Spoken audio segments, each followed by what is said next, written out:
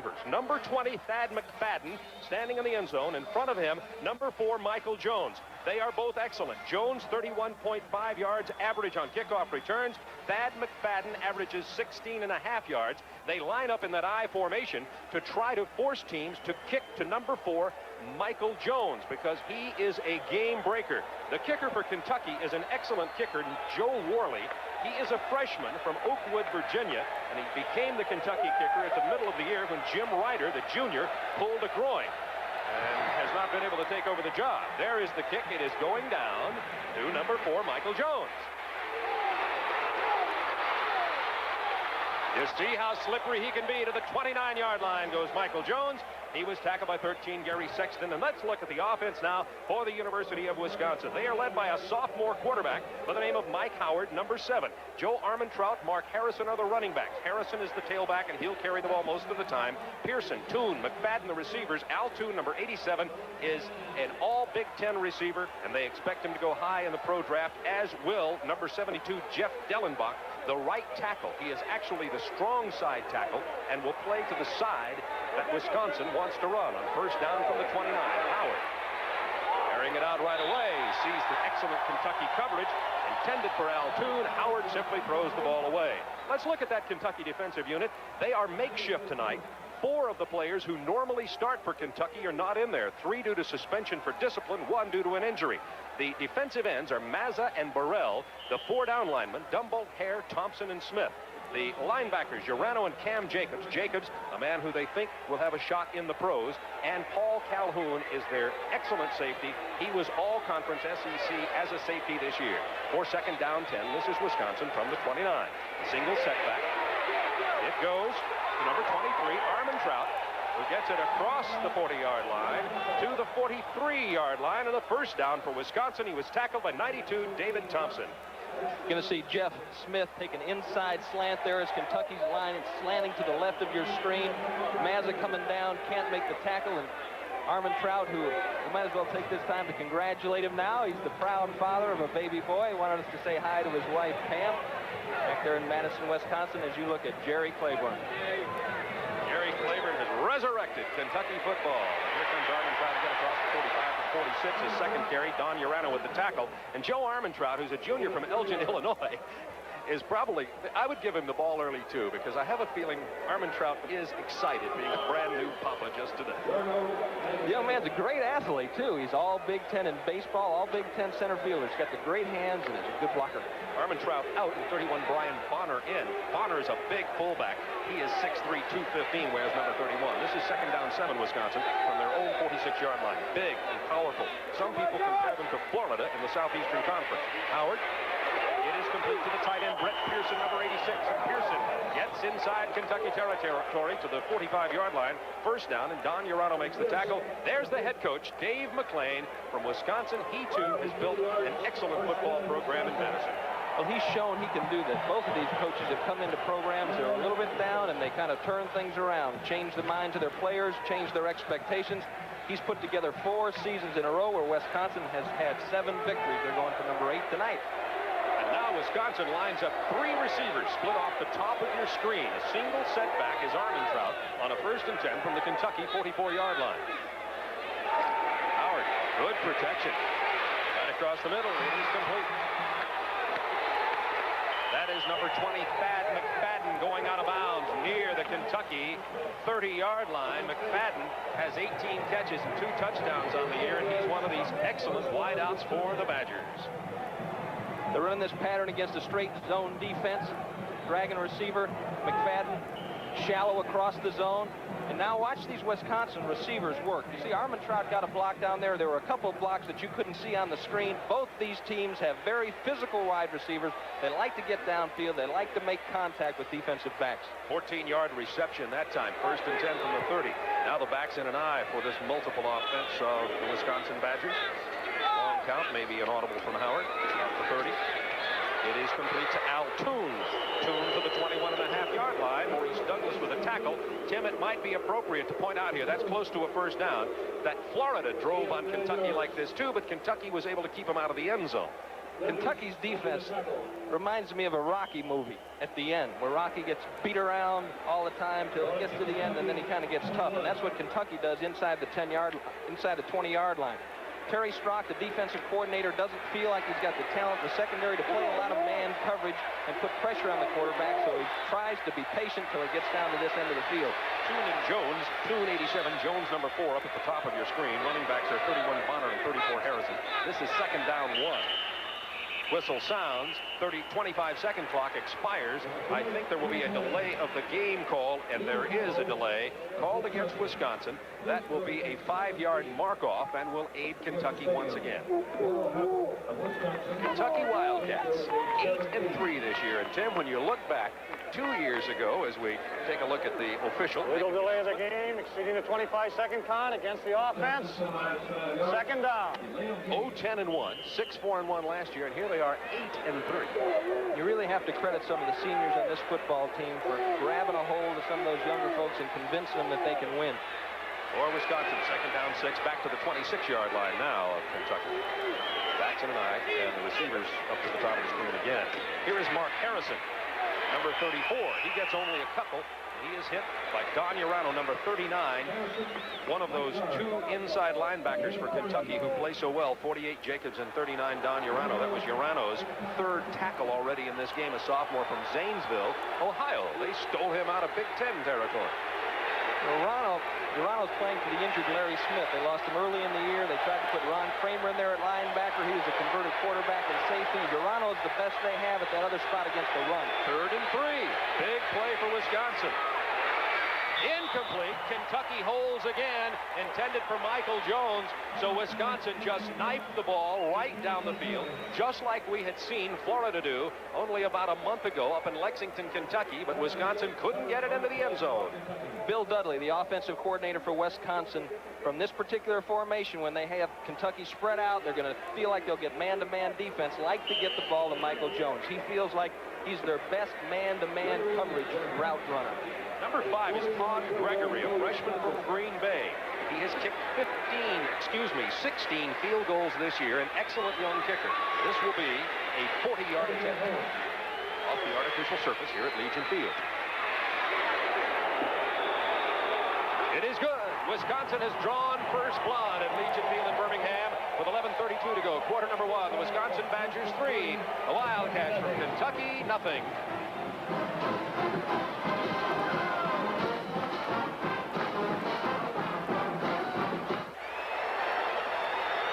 For the Badgers, a 49-yard drive, 10 plays, 3.5 minutes of possession, and a 40-yard field goal by freshman Todd Gregory. Wisconsin leads 3-0, and now we're going to have the opportunity to see this Kentucky Wildcat offensive team, and they have a couple of good kick returners back there too. They are 25 Logan and 33 George Adams. George Adams 33, Logan is 25. Both of them are excellent returning the ball. Gregory with a kickoff. Coming down to 25, Mark Logan, freshman. Finds the seam, but whammy down he goes at the 15-yard line, and that's where the Wildcats will set up play inside their 20. Excellent coverage by the Wisconsin special teams. First player down, number 96, Brad Rabo from Delavan, Wisconsin, and there's the Kentucky offensive team. Ransdell, as Tim likes to call him, the John Wayne Gritty quarterback. Adams and Derry in the backfield. White, Pitts, Phillips, the starters at the wide receiver positions. The offensive line led by center Ken Petroviak and Jim Reichwein, Bob Shirtliff, that left tackle, number 51, also an excellent player. They're not as big as a lot of offensive line, but they seem to get the job done. Number 4, Cornell Burbage in there also as a receiver right now. Here's Ransdell. He's going to give it to their main man, George Adams. He gets only a couple. He runs off the left side out to about the 18-yard line. And number 95, junior from Madison, Wisconsin, Tim Jordan with the tackle of 33, George Adams. There's the Wisconsin defensive alignment.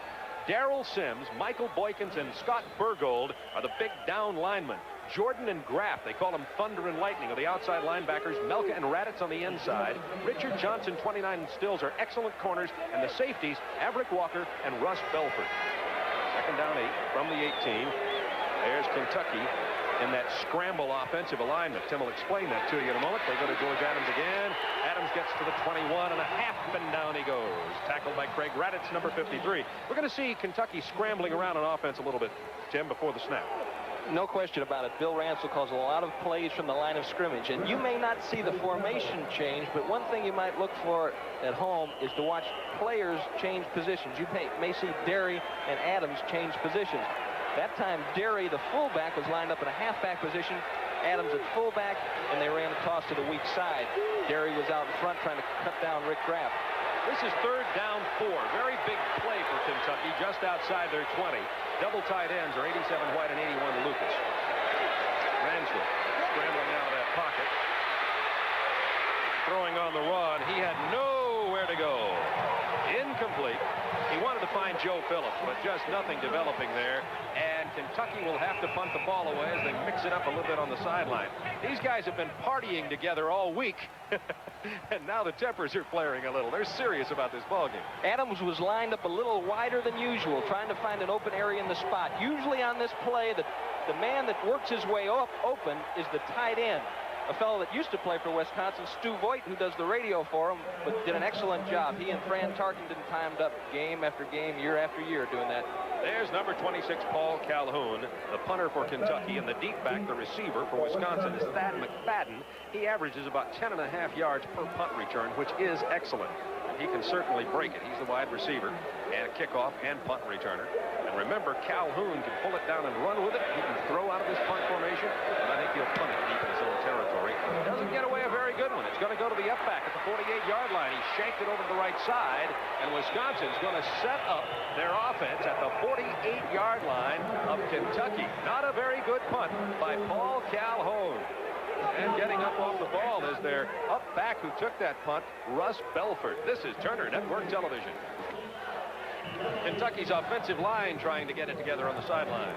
One thing's certain, that when Wisconsin has 6 weeks off, they're going to give Kentucky a few new looks to start out with. You see Farrell Sheridan doing the talking, Jake Hallams in the white shirt in the background, both offensive line coaches for Jerry Claiborne's Wildcats. And one thing, Jerry Claiborne is known for having excellent coaching staffs. He had him at Virginia Tech. He had him at Maryland.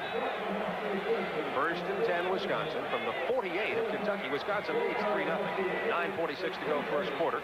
That pass is complete. And knocked out of bounds at the 31-yard line is tight end Brett Pearson, number 86. A 17-yard pass completion. And Wisconsin moving almost at will against Kentucky.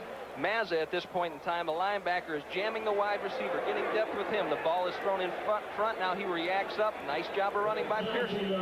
Pearson's not very fast, the coaches say, but he does have 36 receptions. He's tough on the short out routes and inside routes, and he catches the ball well, as you can see. That's how the teams match up there scoring-wise. 1st and 10, Wisconsin at the 31 of Kentucky.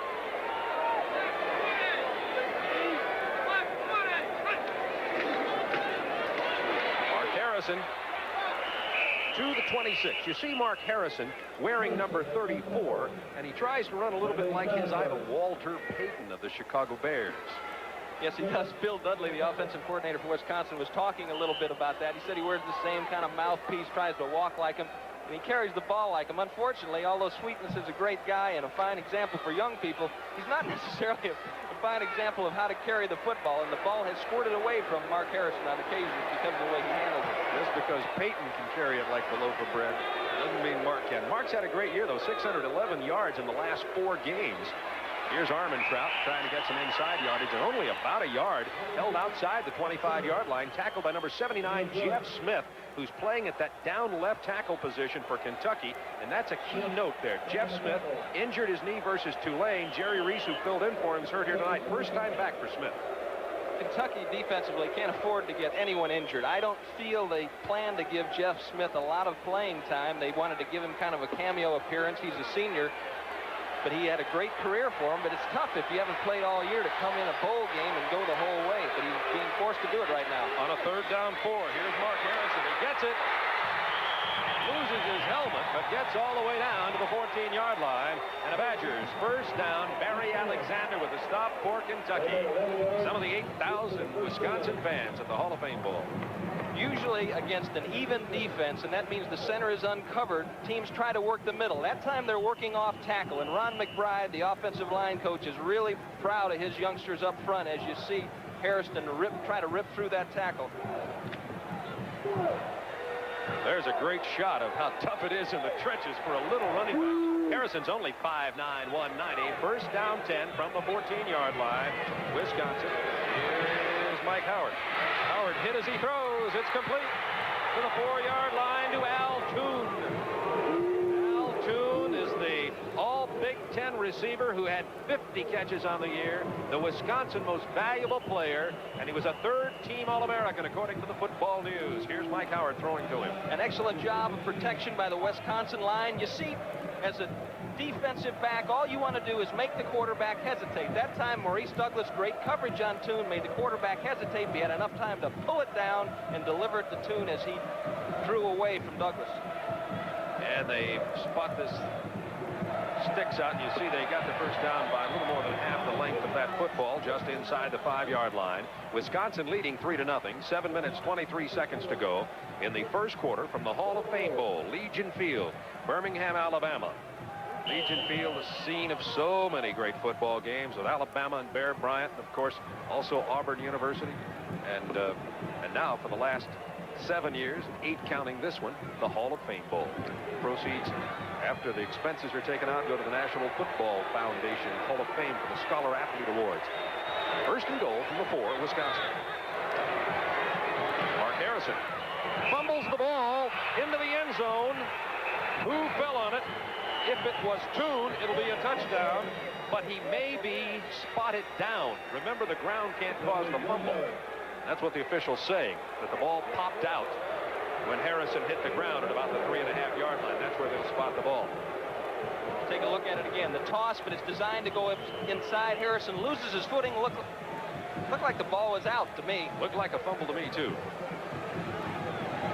Al Toon came up with the football anyway. So fortunate for Kentucky there. Toon would have had it been loose. That would have been a touchdown. So it's second down 3 now. There's that Walter Payton carrying the ball style by Harrison. Here is number 44, Bobby Taylor. He doesn't get anywhere. Oh, these Wildcats are tough inside the 5-yard line. Number 88, Guy Neal with the stop for the Wildcats. You can see how mean they look. One of the 12,500 Wildcats who've made the trip down from the state of Kentucky. Here's Taylor. This happened several times against Florida.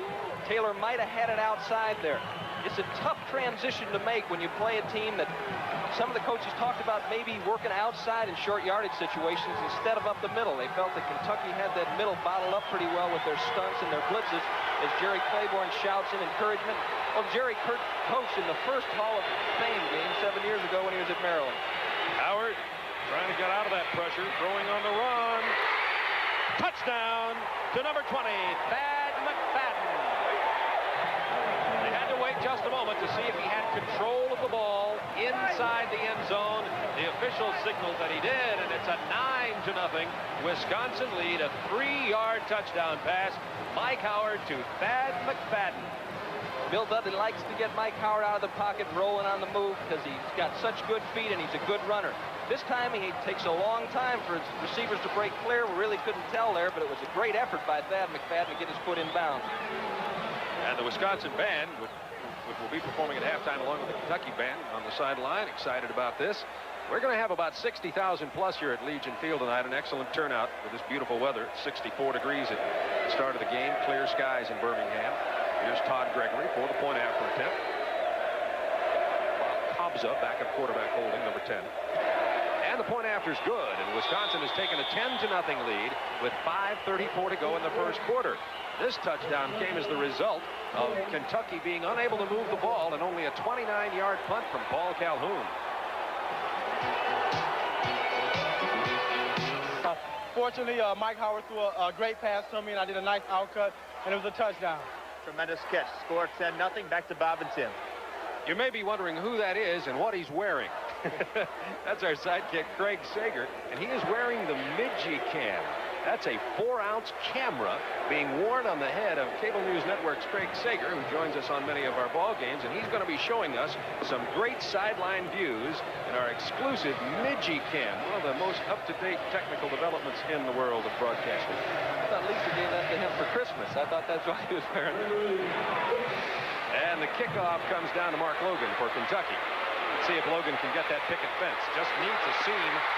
There he goes. goes out to the 31-yard line. Excellent kickoff return by Mark Logan, and now Kentucky's got a little breathing room. They had to start at their 15 on the previous drive.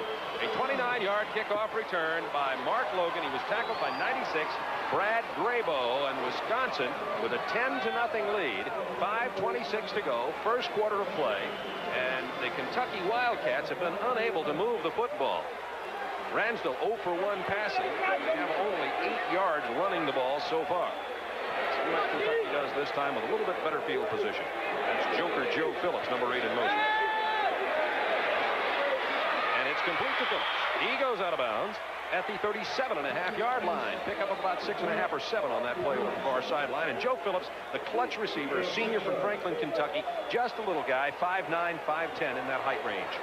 And he's another hard-working wide receiver, as you see Chris Derry leading Bill Ransdell to the outside. Just a simple flood pattern, and I think you'll see a little bit more of this on first down than usual. I think against this big Wisconsin defense, Jerry Eisen is going to want to stay out of those second and long situations.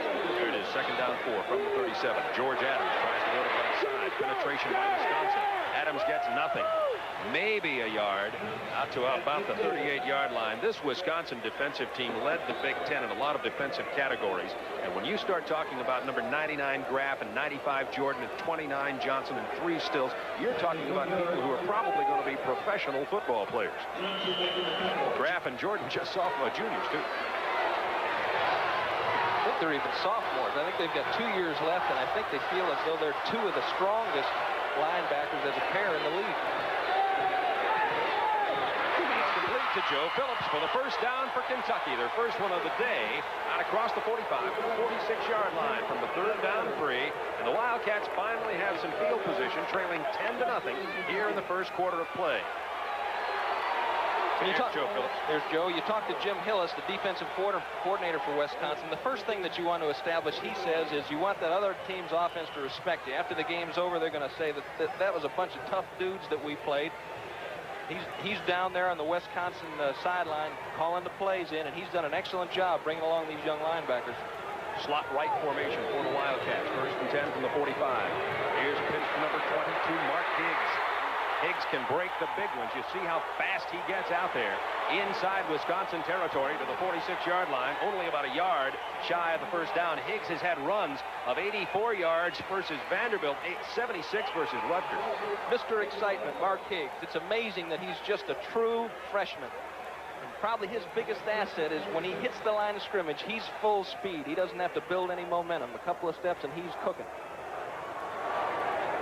Higgs is just 5'7", 185, freshman from Owensboro.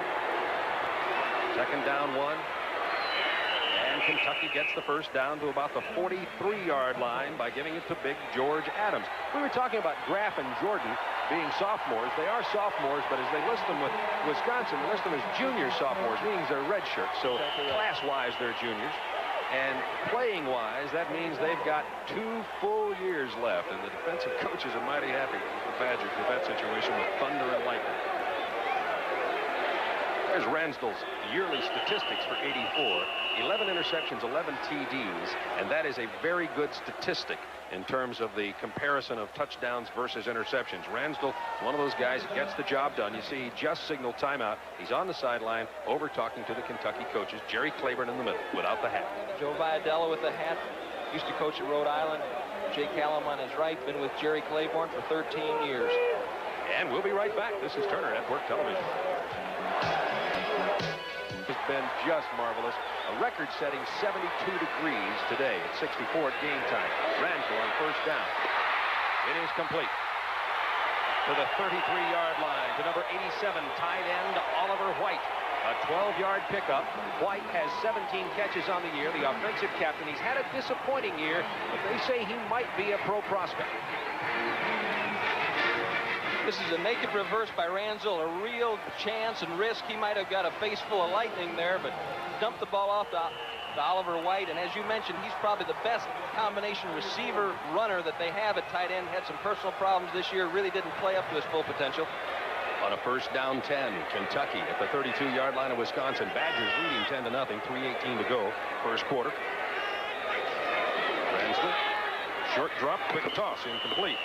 Intended for Cornell Burbage at the 25-yard line.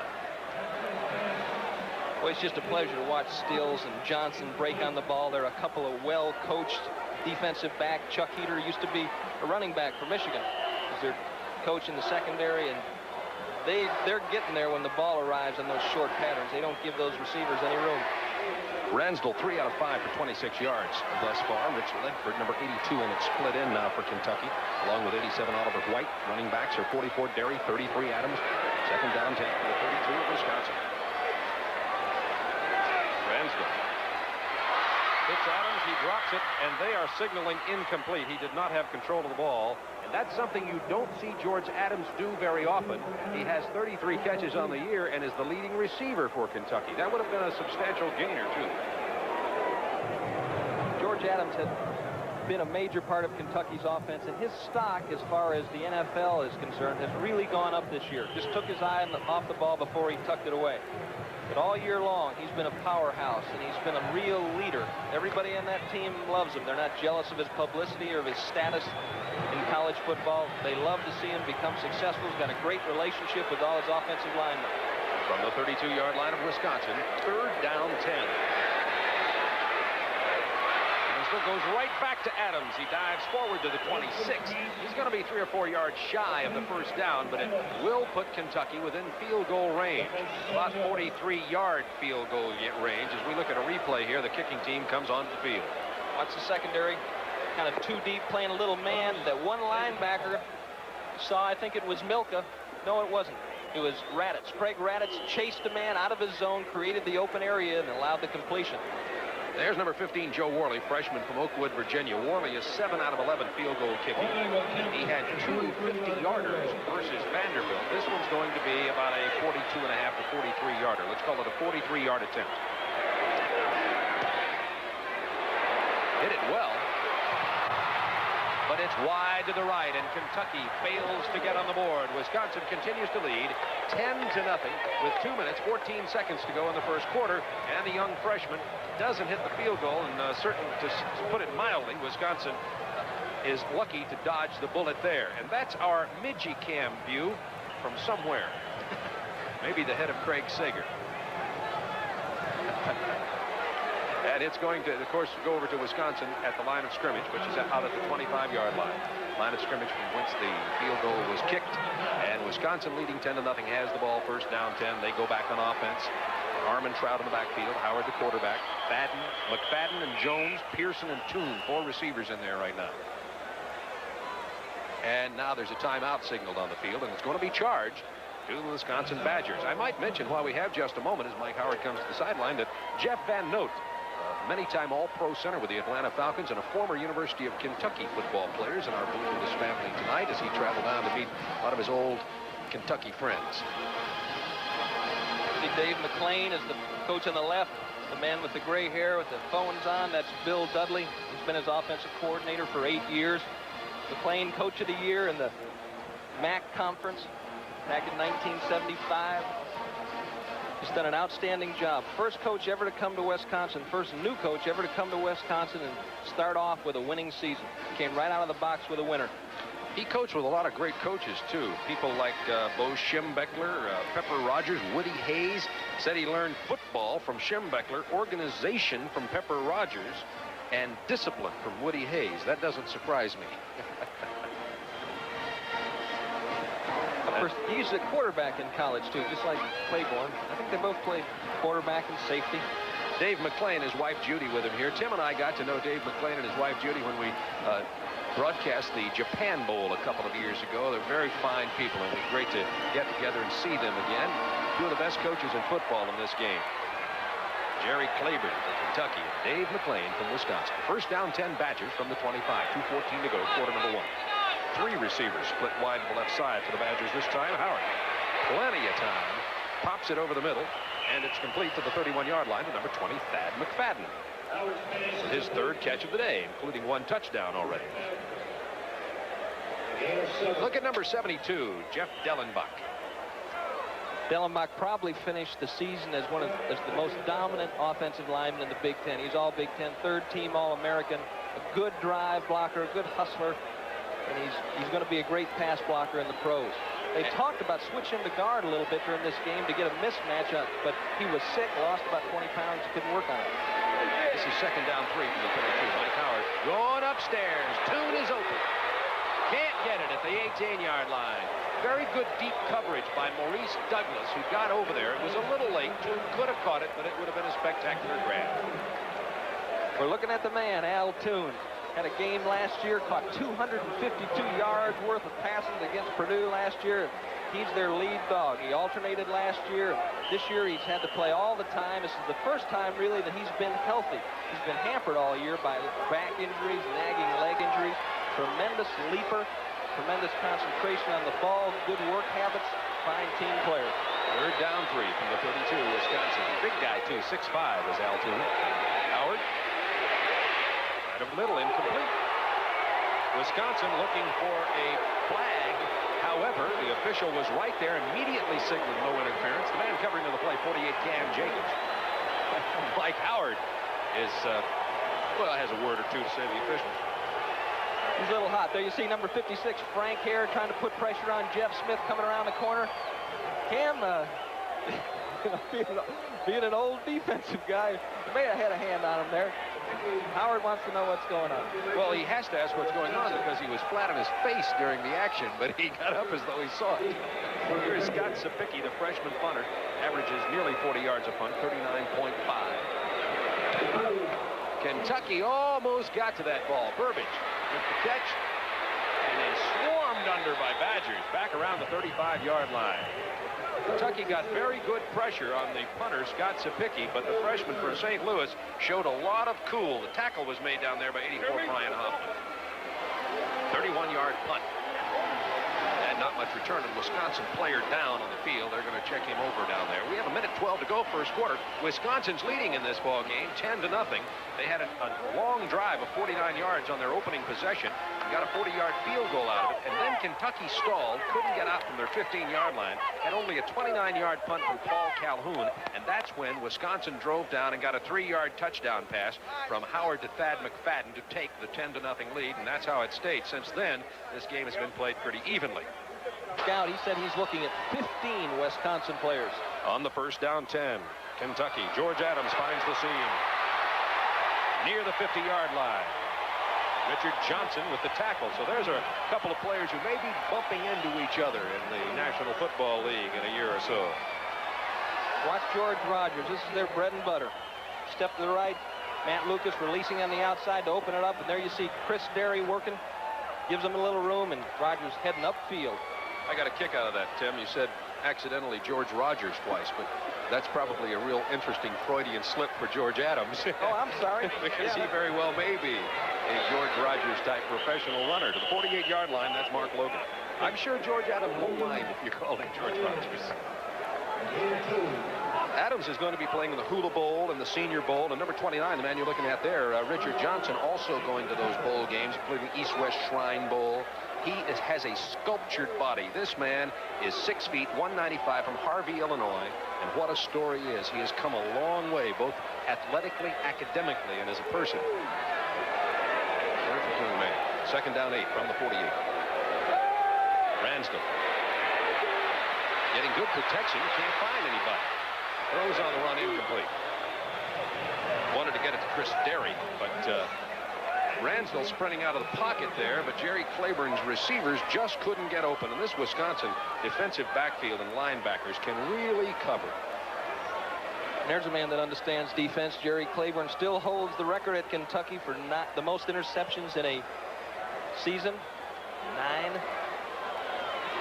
Matter of fact, that was almost broken this year. As you see the time left in the first quarter by safety Paul Calhoun, who finished the season with 7, leading the SEC. 9, something else again. On the third down 8, Ransdell under pressure, goes to Adams. Adams loses yardage on the play. Oh, Richard Johnson is there. That's going to be a matchup all night long. You'll be seeing number 29 throughout the night. He plays the run well. He covers the short pass. He covers the long pass, and that's why they think he'll be a number 1 draft choice. That's the end of the first quarter. Wisconsin leading Kentucky 10-0.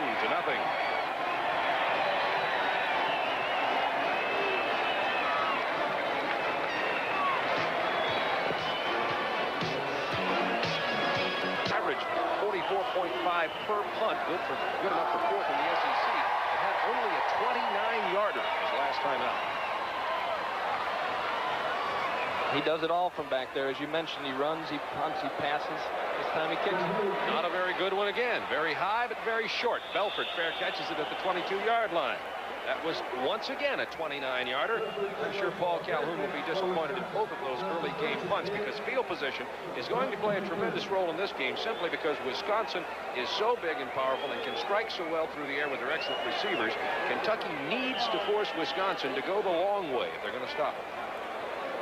And that's what they've done so far, with the exception of the short punt. They haven't had any big plays. They've gone for the bomb a couple of times. The secondary's played reasonably well. It'll be first down 10 from the 22. Out to about the 28-yard line goes Joe Trout, who's been the workhorse running back. That's his 5th carry of the night for the University of Wisconsin. Jeff Smith with the tackle. We mentioned earlier that his wife Pam had a young baby boy today, but Joe will be trying to run it up in there. He's the fullback and often the single setback when they go to a single setback formation. And Bill Dudley said he's got the best hands of any running back that he's ever seen. Good receiver. Now they bring Trout out and bring in number 34, Mark Harrison. On second down 4 from the 28, and there's number 34. Darting and diving out to about the 31-yard line. He's very slippery, little, but very slippery. And strong. Bench presses, 400 pounds. Strongest player, man for man, pound for pound on the team. You know, it's hard for me to watch Wisconsin and see that big W on their helmet without thinking of 1963 and Ron Vanderkellen firing the ball around the Rose Bowl to Pat Richter. If you can believe it, you just saw a picture of rain. Our weather forecast is for fair skies, 55 degrees, and they've been clear all day. As you watch the run for the first down out to the 36-yard line by Harrison, all of a sudden a front has moved in here to Birmingham. The wind has picked up a little bit, and we've got light rain falling. I want to tell you, folks, the skies were crystal blue when we came in here. The front has arrived, and the wind is blowing. A cold front's on the way, and some rain has started falling at the Hall of Fame Bowl. It won't bother any of the players down there. It's still warm, and it's still a nice night to play football. Didn't bother Chuck Long of Iowa the other night in the Freedom Bowl. That was incredible. This pass is complete to Pearson for about 8 or 9 yards out to the 45-yard line on the 1st and 10, a gain of about 9 for Wisconsin. And Mike Howard is really airing it out. He's 8 out of 12 now for nearly 80 yards in the air. Bill Dudley's really proud of the progress that young man has made. He had the job of replacing Randy Wright. They only lost one offensive player last year, the quarterback Randy Wright. He said Howard made some sophomore mistakes early, but learned from them and has really come on strong in a stretch drive. 10 TDs, 11 interceptions, 3 for nearly 2,000 yards. He came from Springfield, Illinois. They called him the Springfield Rifle. Here comes that Kentucky blitz. Howard gets it off. It is complete at the 45-yard line of Kentucky. Al Toon, nice job of keeping 1 foot in bounds. There's a penalty marker down, by the way, though, back at the 40-yard line. So this play may come back. We'll check on what the penalty signal will be. I'm sure Mike Howard called this play on the line of scrimmage. Al Toon shifted in to give himself a little bit more room on the sideline. Look at that body control, getting that foot in bounds, but he got holding, I believe. You are right, Tim Foley. That'll bring the play back, and there'll be a penalty against Wisconsin. Al should probably start practicing getting both feet in bounds in this game as he's senior headed toward pro football. Right. And this is where Kentucky... Holding, offense, repeat second down. This is where Kentucky is in a tough spot. It's a nickel defense situation. As you said earlier, they lost a few defensive backs to suspension during that 4 or 5 weeks when they weren't playing, and now they've got Barry Alexander's in the football game and Carmichael Caldwell, 2 players that haven't played a lot this year. Second down, 11, Wisconsin from the 35. Rain starting to fall here at the Hall of Fame Bowl. And nobody's prepared for it. The skies were clear when this game started. Hand off to Trout, and he falls down on the slippery turf. Trout gets to the 39-yard line before he goes down. And, you know, if you have a forecast of possible rain, you bring your umbrella, but there was no such thoughts. And look how slippery it is out there now. Wilkins heading upfield, Dunball coming around. They're working a little game in there to try to generate a little bit of pressure on Mike Howard. They need to get in his face a little bit. Terry Strock, I'm sure, is a little reluctant to blitz, doesn't want to leave those defensive backs in man-to-man coverage, but I think you'll start seeing him mix it in a little bit more. This is 3rd and 8. Let's see what the Wisconsin offense does. 4-man rush by Kentucky. Howard in the pocket. What an arm. Intended for Toon at the 32, incomplete. Oh, he can rifle that ball, but he didn't have it on target. Maurice Douglas covered. Pass intended for Al Toon. And Wisconsin will punt the ball away, and it was Kentucky defense getting a little bit tougher here. Kentucky is man-to-man underneath with 2 deep. You're going to see Gordon Jackson running underneath the man, and here comes Maurice Douglas. The ball is gone, and Maurice just wants to remind Al that he's there. You always like those hits there, as long as they're legal. As long as they're close enough. I don't like any of those cheap shots where the ball's way over the guy's head. That would look close enough. But intimidation is a weapon that you have to use a little bit as a defensive back. They won't let you hit the offensive receivers hardly anymore. There's Cornell Burbage with the reception. He signaled fair catch, but it was a very faint signal, and then he was hit after the catch by number 42, Charlie Fawley. But I gotta lean a little bit with Fawley here. Watch Burbage and see if we get much of a real clear signal. It's got to be clear.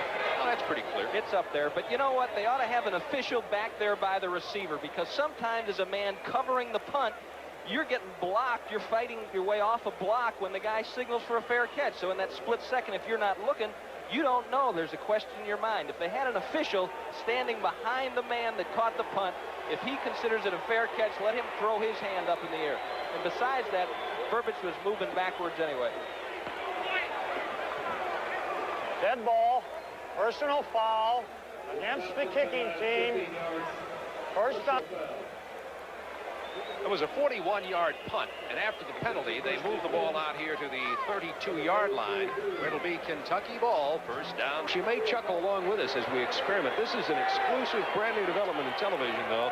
You mark it down. You'll be seeing a lot of use of that little camera over the years. But right now, the exclusive property of WTBS to use and experiment with. We hope you enjoy as we look at it tonight. Some new television technology. Jordan with the tackle of George Adams on the first down after Adams gets about 4 yards. And the rain is falling pretty hard here in Birmingham now. As you see Jerry Claiborne all covered up. He was wise enough to bring his rain gear. The forecast was for fair skies. Temperatures in the mid to upper 50s. And all of a sudden, wham, bam, and the front moved in. And the temperature's dropping too on my end. Here is Ransdell to the 40, about 3 yards as he rolls around the left side. Doesn't get much. It'll bring up third down short yardage for Kentucky. Not much snap in that Kentucky offense thus far. Not yet, but that's not unusual. They haven't really been fast starters. We've seen them a couple of times. Gives us a chance to talk a little bit about Jim Hillis's Wisconsin defense, and they've got some stars in that defense of guys that'll be fine players in the pros up front. It'll be third down 3, Kentucky from the 40. A pre-snap shifting going on. And a Wildcats, Ransdell finds George Adams for the first down. Out to the 46-yard line. Down he goes. Greg Radich with the tackle. And a penalty marker is down on the field. You're going to see Darrell Sims, number 60, and number 92, Scott Burgold, putting pressure on the quarterback tonight. And they're both big, strong fellows, a lot of speed. Sims had some academic problems last year, sat out, stayed in Madison, loaded milk trucks, stayed in town to work, and came back, and he's played well this year, although he's been injured. He's had a bad ankle, but he's played with pain. Burgold just kind of was in the program for 3 years, didn't get a chance to play, but has come on strong this year. There's going to be a clipping call here against Kentucky. Clipping during the run against the offense. Repeat third down.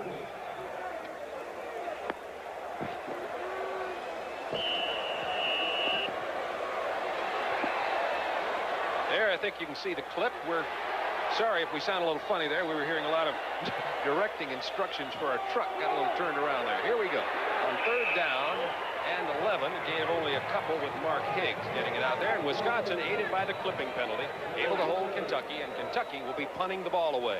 We're going to pause 10 seconds now to allow local stations to identify themselves.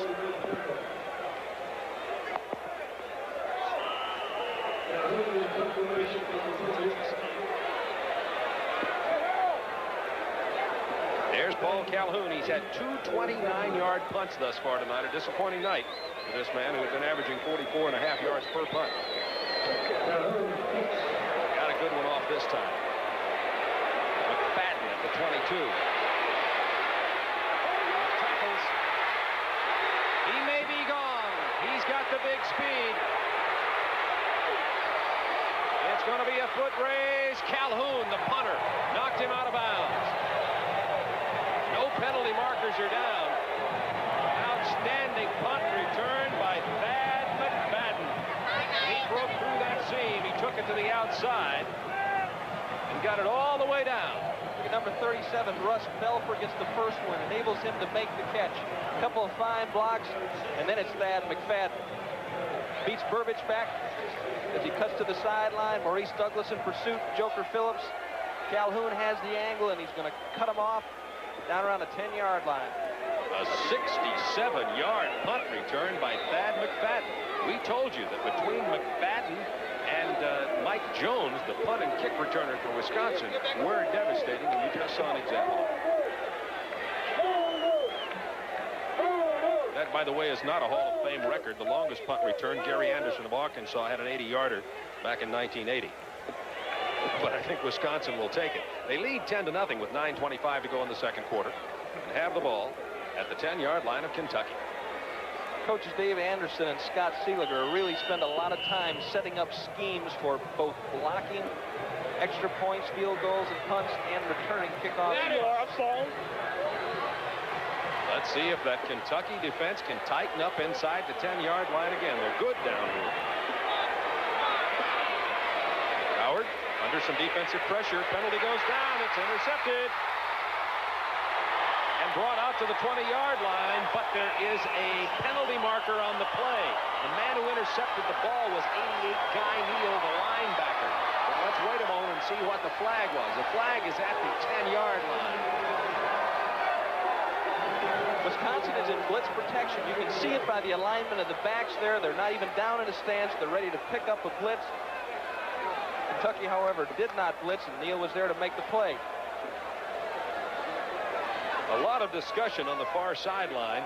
You see the man in the white hat, Famert, is the referee, and it looks as though the penalty is going to go against. We'll just wait and see what he says. I thought I was going to say against Wisconsin. Let's hold it for a moment. Offsides, Kentucky. Personal foul, Wisconsin. Offsetting penalties.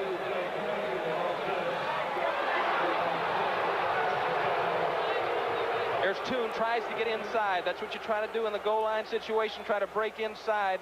However, Mike Howard did not expect Guy Neal to be sitting in that hole. He expected man-to-man coverage.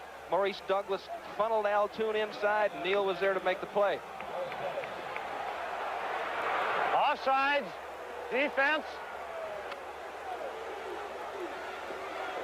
Well, we're as confused as you are. Our referee had signaled previously that there was going to be a penalty against Wisconsin. I see. Now he's going to mark off the Wisconsin. He marked off the offside defense. Now here comes the personal foul. Personal foul. Wisconsin.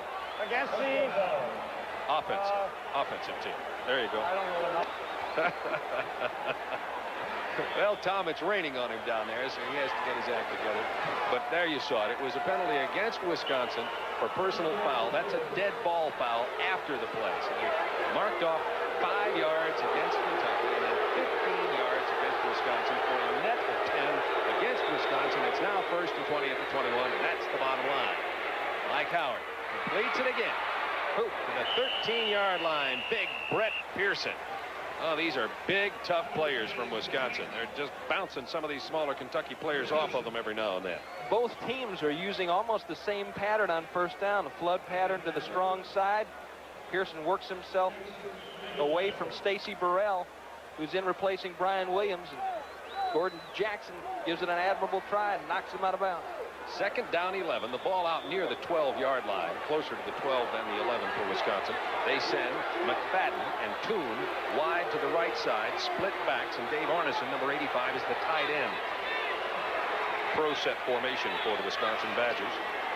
Here's the handoff to Mark Harrison, hit behind the line. Good penetration by number 47, Stacy Burrell, senior from Aliquippa, and he is replacing Brian Williams, the defensive right end who was suspended for disciplinary reasons. playing well tonight. Well, Burrell used to be a starter. Was injured. Mazza took his place on the other side, and he couldn't get his job back. Mazza had played so well. And now Burrell's got a chance as a senior to finish his career as a starter here in the Hall of Fame Bowl, and he was really excited about it. Kentucky defense playing without 3 of their players, 2 defensive backs, Russell Hairston and Tony Mays, and defensive end Brian Williams, who was suspended due to disciplinary reasons. And Jerry Reese is injured with a pinched nerve, the normal defensive right tackle. 3rd and 11 from the 12. Penalty flags go down again. I think we might have a delay of game. In fact, you're right. There's the signal against Wisconsin. One of the things that Bill Dudley talked about, the offensive coordinator for Wisconsin, was the fact that they hadn't had a lot of that this year. And one of the reasons was that he was on the sideline and he was sending the plays in. They didn't like to check off as much as some of these teams in college do. Play of the game, offense, repeat 3rd down. Because he wasn't excited about changing the blitz protections in a 1-back offense or a 2-back offense. It got a little bit complicated. Mike Howard seems to be calling a lot more of the plays tonight from the line of scrimmage. And I think that's due to the fact that Kentucky's giving him a variety of looks. 3rd down, 16 from the 17 for Wisconsin. Wisconsin having trouble getting it in the end zone after the 67-yard punt return from McFadden. 3 receivers to the right side. Hand off to Armentrout. But he gets only to the 10-yard line, and down he goes. And it'll be a field goal situation here. About a 27-yarder for freshman Todd Gregory, who has a 40-yarder earlier. This will be 4th down, and in comes Todd Gregory. Wisconsin's leading in the game 10-0 with 7:34 to go in the 2nd quarter. It's been really all Wisconsin. Kentucky did mount 1 drive, but it stalled, and they missed a 43-yard field goal attempt. And that's been about all the offense Kentucky has showed Wisconsin tonight.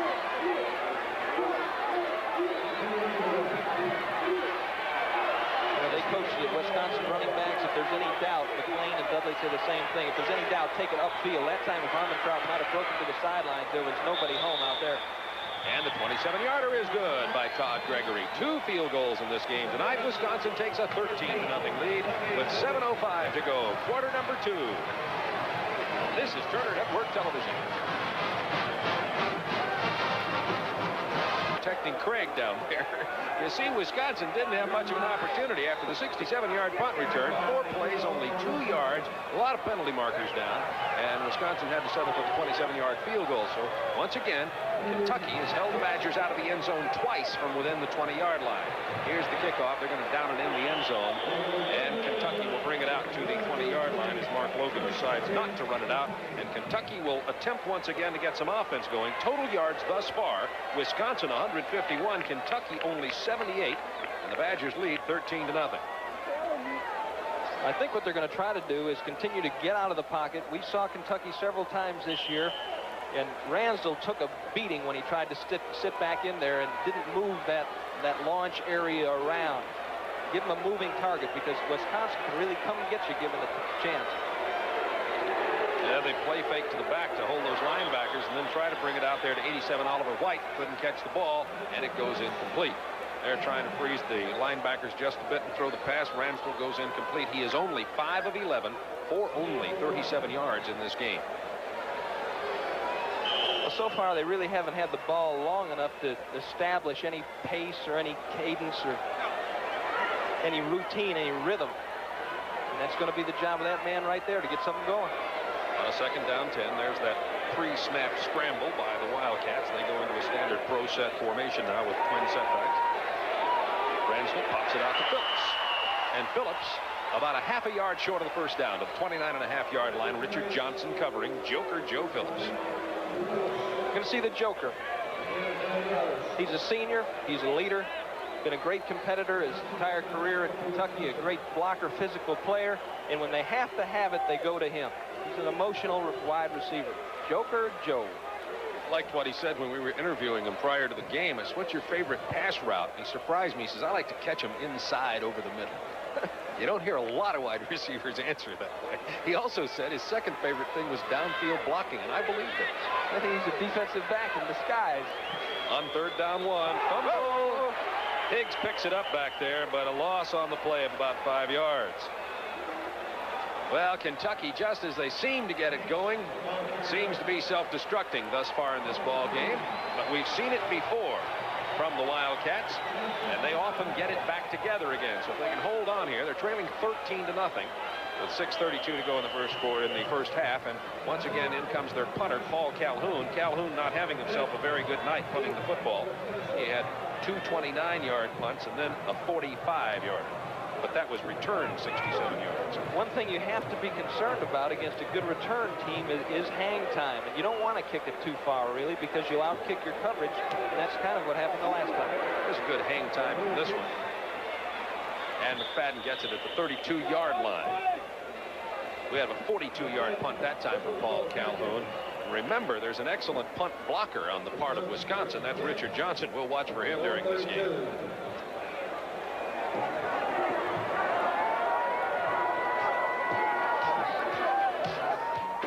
The rain has stopped, and it looks as though it's clearing up again here in Birmingham. I think I may have mentioned we had fair skies and beautiful weather, and then all of a sudden, right in the middle of the first quarter, we got a rain shower. But now it's winds have calmed again, and the skies look to be pretty clear, and the rain doesn't seem to be falling at the moment. Wisconsin ball, first down 10 from their own 32.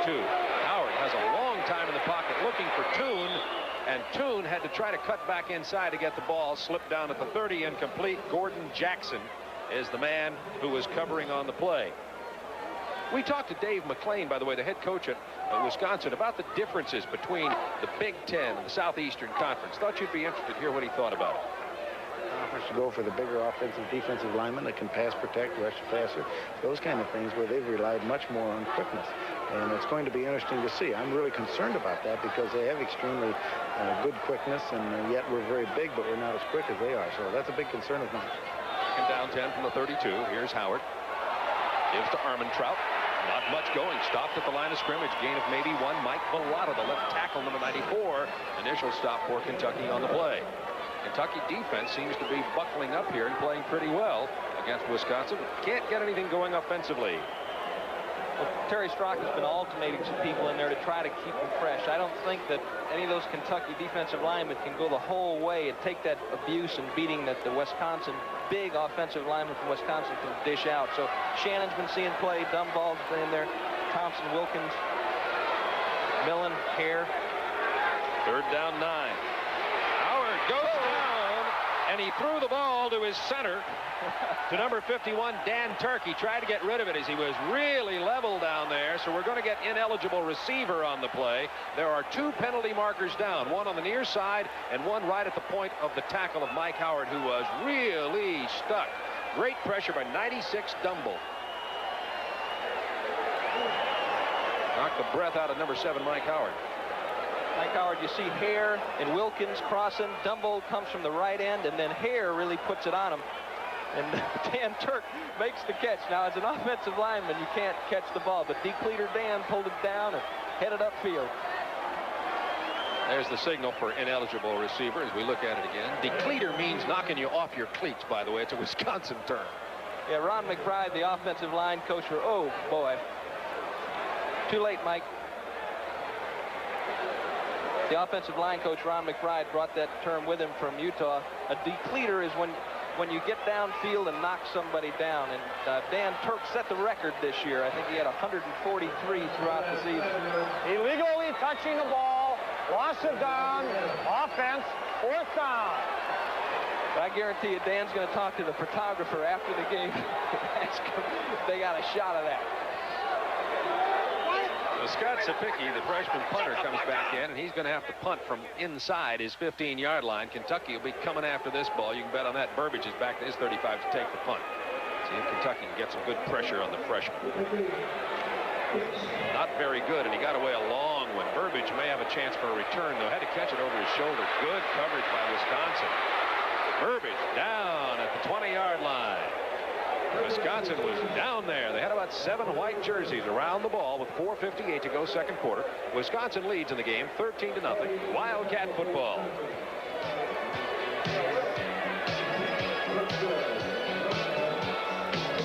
Pretty nice weather now after a short rain shower here in Birmingham.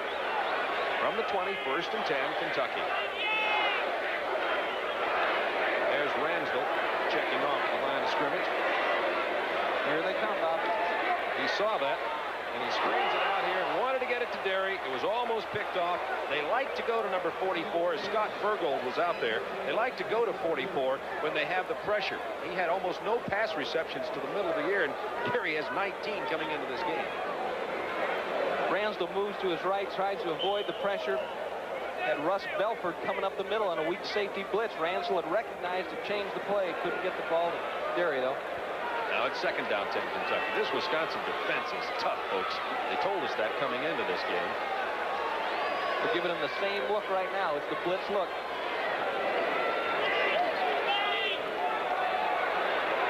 Adams to get a pass when he steps up there. Let's see what happens. Nope, he's going to stay in for protection. And it's incomplete again. They try to get it to Burbage. Adams stepped up there to try to pick up that blitz, and it's causing some problems for Kentucky. 3rd down 10. Well, what happens is they give them the blitz look, and it's kind of a poker game. Wisconsin is saying, here we come. They lined up like that. Ransdell changed the play and then say we're only kidding, and they drop back to zone coverage and they play the slants, which Kentucky likes to throw against the blitz. So sometimes you just have to go with what's called, even though they're giving you that blitz alignment. All right, it's 3rd and 10 from the 20. Here's Ransdell.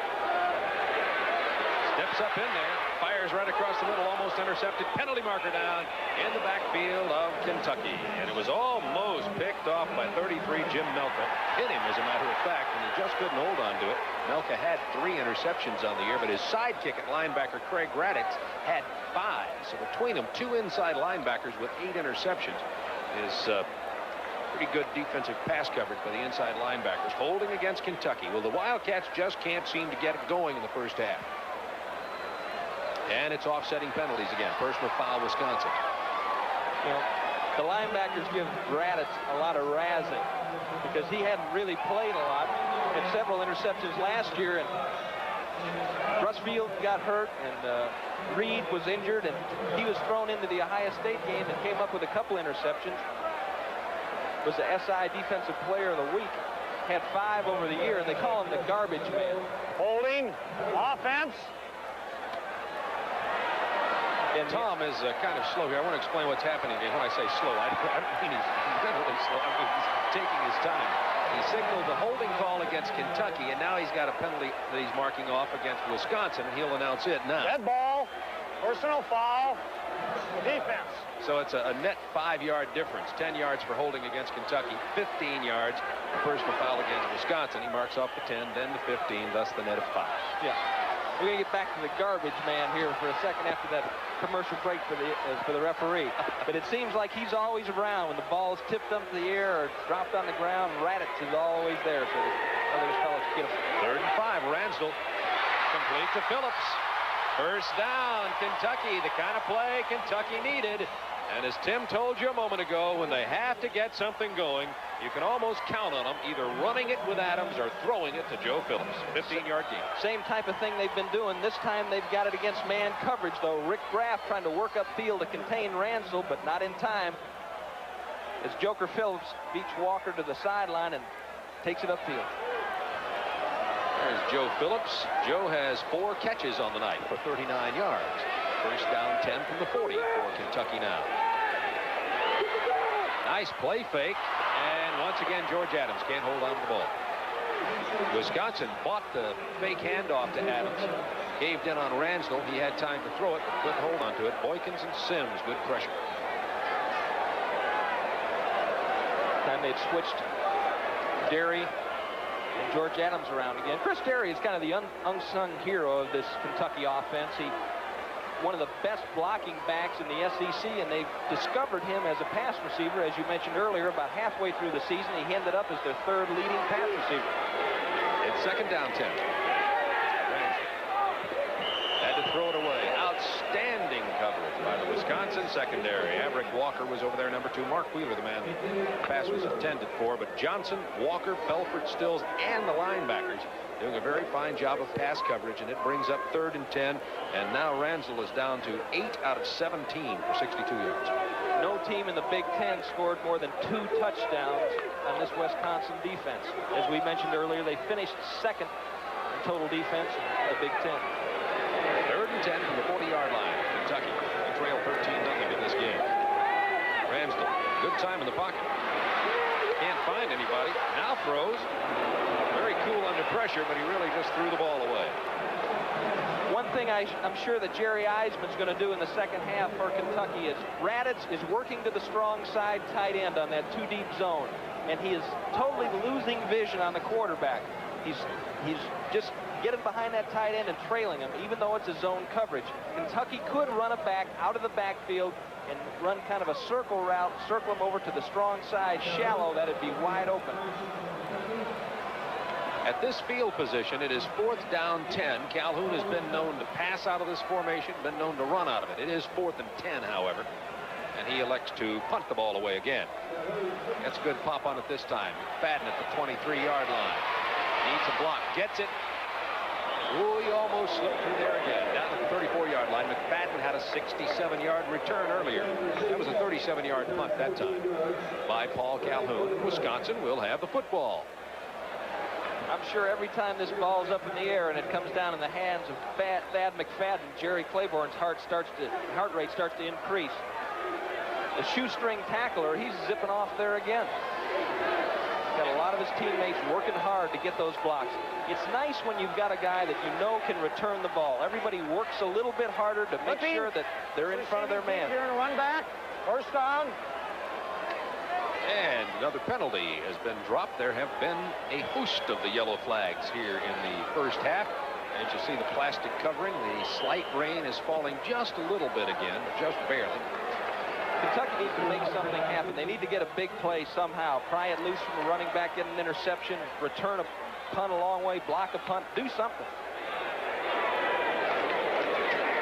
Here's the handoff up the middle to Armentrout. Gets across the 20 to the 21-yard line. Gain of about 5. The number 23, Joe Armentrout, a junior from Elgin, Illinois. And the tackle made by Mike Vallata. Only 4 minutes away from halftime here. We'll have both bands at halftime. And Craig Sager has an interesting video presentation for you on the great players that have come out of the University of Wisconsin and from the University of Kentucky. And there have been some beauties. And there's a WTBS banner. By the way, wherever you're watching, whether it's on cable or on a TV station around the country, we hope you're enjoying the telecast tonight on Turner Network Television and on WTBS. Here's the handoff of Harrison. Broke the tackle or two. Short of first down, though, out to the 23-yard line. Mike Vallata with a tackle again for Kentucky. Mark, Wisconsin had a similar situation as Auburn. They lost a great running back. They lost Larry Emery. And they converted Mark Harrison, who had originally come to Wisconsin as a tailback, but had been playing fullback for the last 2 years, back to tailback. 611 yards in 4 games. That's how Mark Harrison answered the challenge. So he's done an exceptional job for the Badgers in the stretch. He had more than 200 yards versus Ohio State and versus Purdue. 3rd down 3. Big play for the Kentucky defense here. Let's see how they do. Harrison with plenty of time. There it is. It's picked off by Kentucky. Calhoun. I said Harrison. Of course, I meant Howard. Calhoun with the interception. He had 7 to lead the conference. He's the big play defensive back, and it's going to be Kentucky ball at the 43 of Wisconsin. Just what you were talking about, Jim. And it looked to me like Paul Calhoun kind of came out of his area to make this play, and that's the chance that you have to take as a leader of the defense. You can sit back and play it safe all day long, let him move down the field, but he took an educated guess, Paul Calhoun. A lot of times the interception is just a bad throw or a mistake by a quarterback. That was an excellent play on the ball by Paul Calhoun. All-conference defensive back this year. He was all-conference punter last year. Ransdell, play fake, throws over the middle, and it's open and complete to Oliver White to the 23-yard line. Kentucky trailing 13-0 with 2:44 to go in the second quarter. The Wildcats, after the interception, are on the march. A 20-yard pass completion. Same play they've run a couple of times. Little play fake. Their favorite play is giving it to Adams going toward the tight end.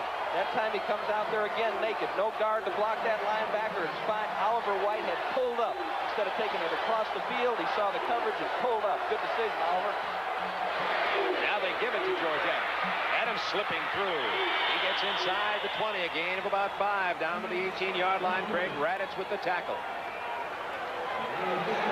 Let's watch the junior from Cedarburg, Wisconsin, number 53, Craig Raditz. At the start of the year, Craig Raditz was a third-teamer, playing behind Fields and Reed.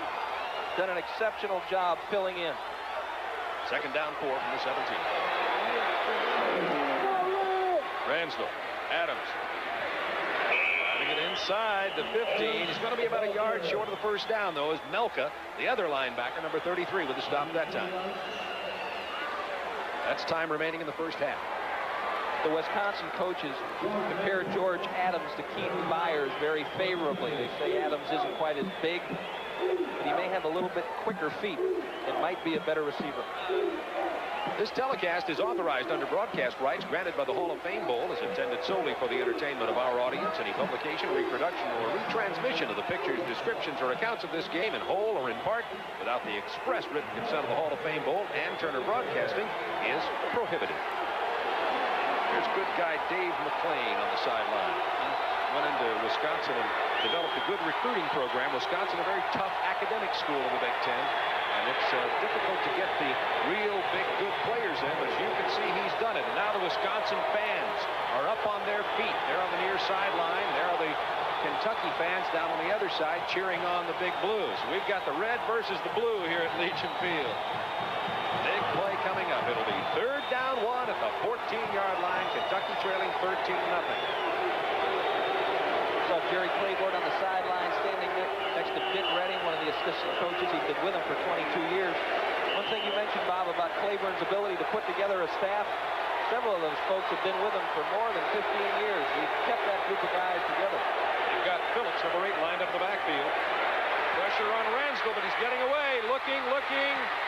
Running now. First down, Bill Ransdell. What a big play by the quarterback. Ransdell under tremendous pressure. He is not known as a scrambler.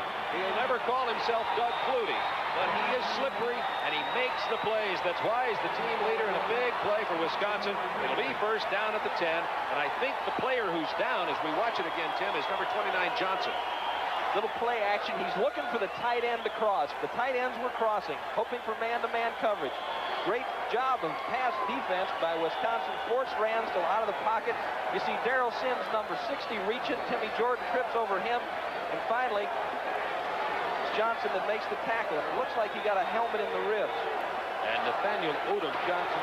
Here come the Wildcats. It's 1st and goal inside the 9. They have not scored in this game. 25 is Logan. Touchdown!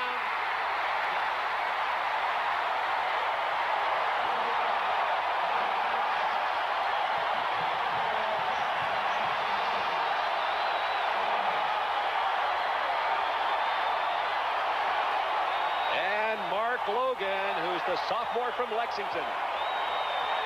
They're leading the way, and they're excited about this young man, a sophomore. He's got 2 more years with Kentucky. They say he's got a little bit more power than Adams and more speed. Fine job of blocking by George Adams out in front there. Unselfish team player, throwing his body. Oliver White, a good block, and then a fine job of running by Logan. High-stepping his way into the end zone. Here's the point after attempt by Warley. And it's good. And now it's 13-7, and all of a sudden this game has an entirely different complexion. It had been all Wisconsin, but Kentucky's defense, as they did against Florida, I keep going back to that game, Florida had to kick 6 field goals against Kentucky when they beat them 25-17. Florida moved up and down the field, but the Wildcats held them out of the end zone. Well, it's happened here. Kentucky has 1 touchdown and 2 field goals, and that means just 2 touchdowns away, and Kentucky's back in the game. 13-7, minute 29 to go in the first half. And what happens to you as a football team?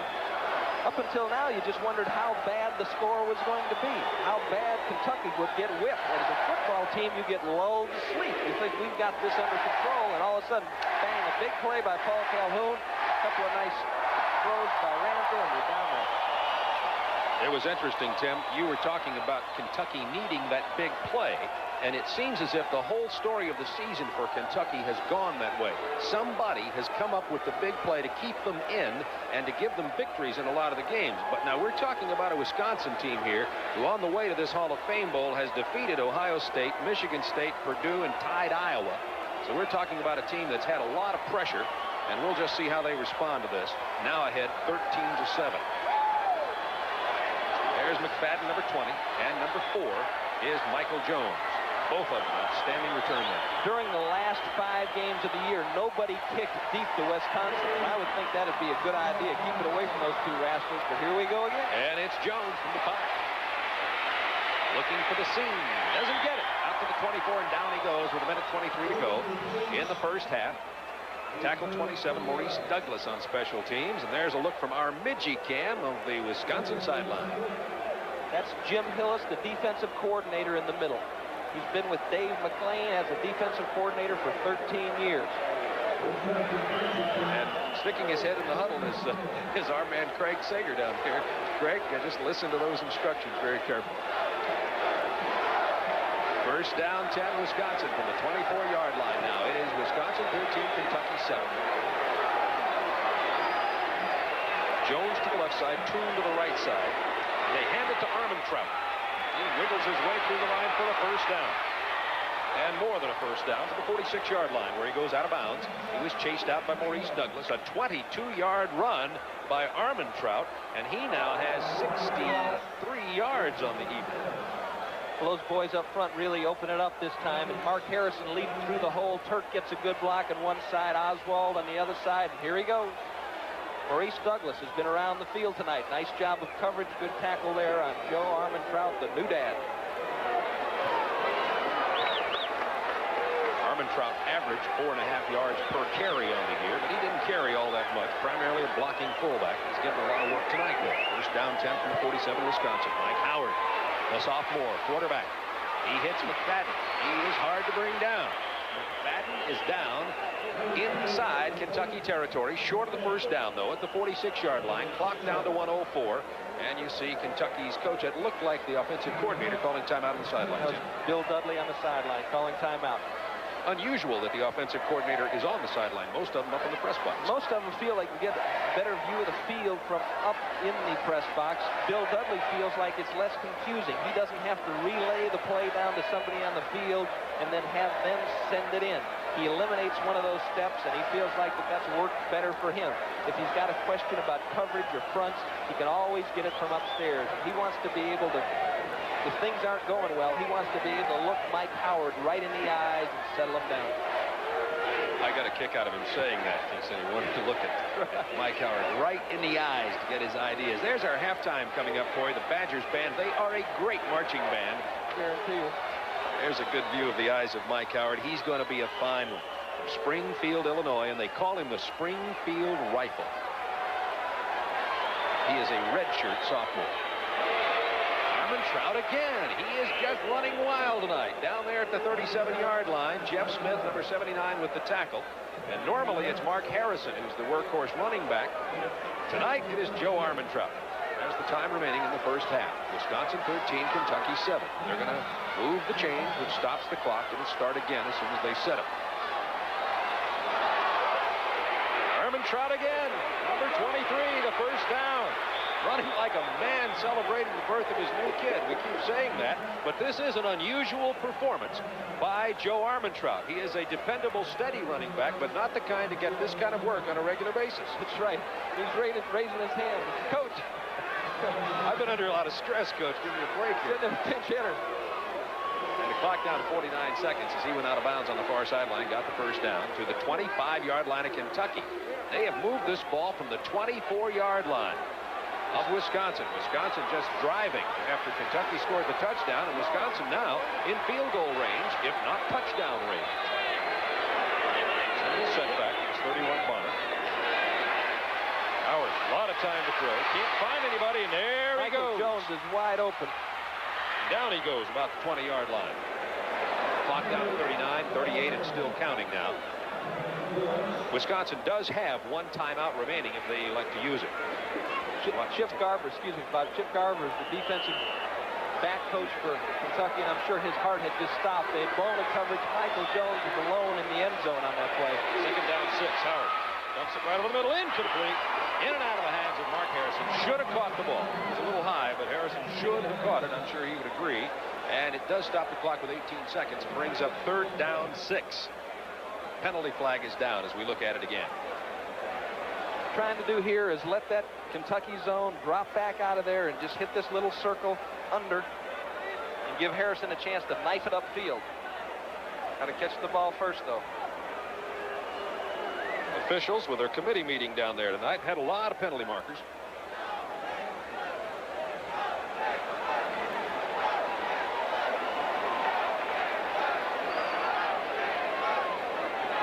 That signal can mean several things, so instead of guessing, we're going to wait until the official marks it off. It can often mean illegal participation, extra man on the field.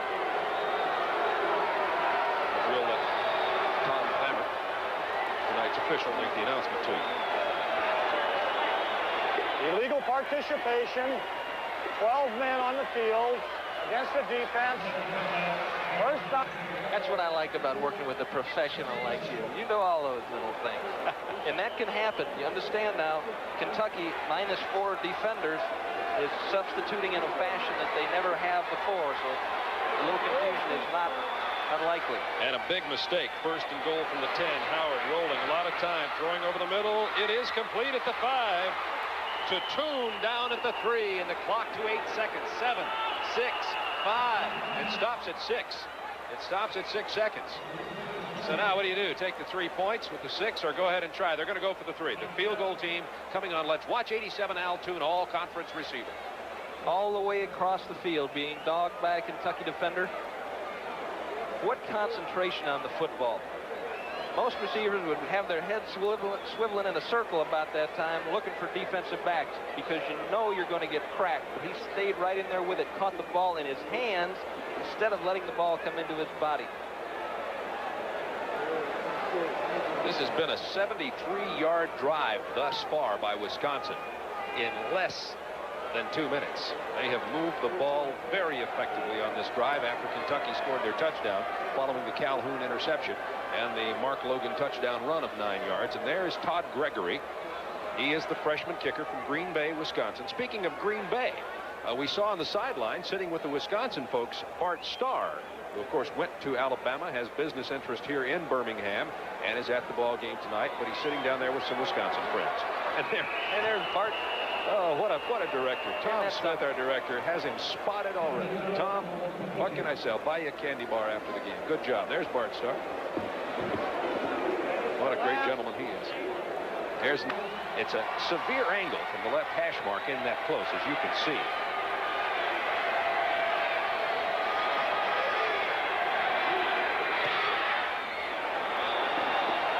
And the 20-yarder is good. And it is 16-7 with 2 seconds remaining in the halftime. So after that touchdown, Wisconsin marched it downfield in just over a minute and got 3 points out of it.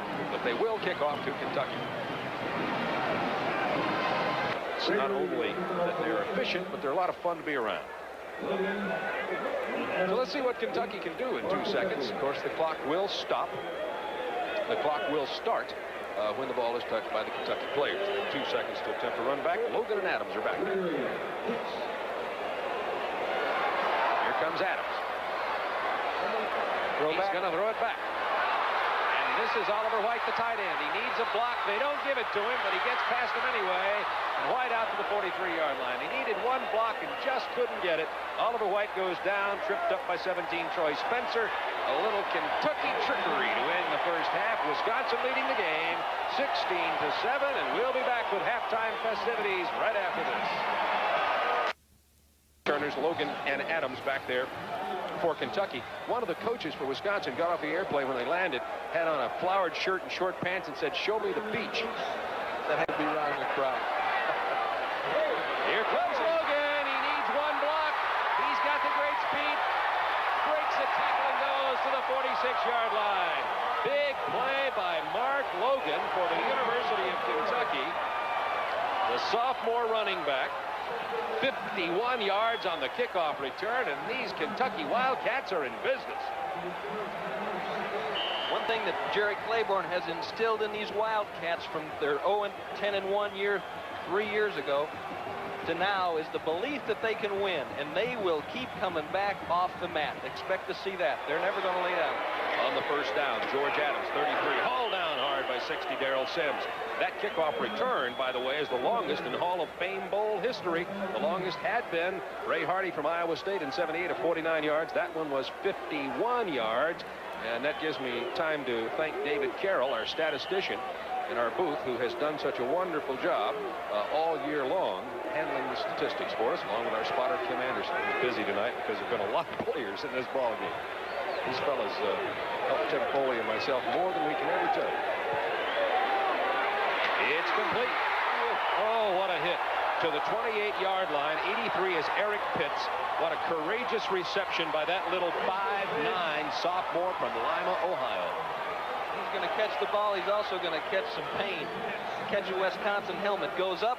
Beautiful throw by Ransdell. And whammo, Russ Belford hammers him. Pitts hangs on. Beautiful catch there. They call him Quicks. And the reason is he's not got the raw speed, but very quick feet. Good acceleration off the break.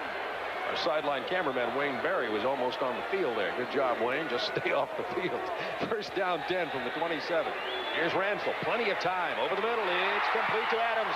Down to the 11-yard line. Wildcats have stormed back here to start the second half.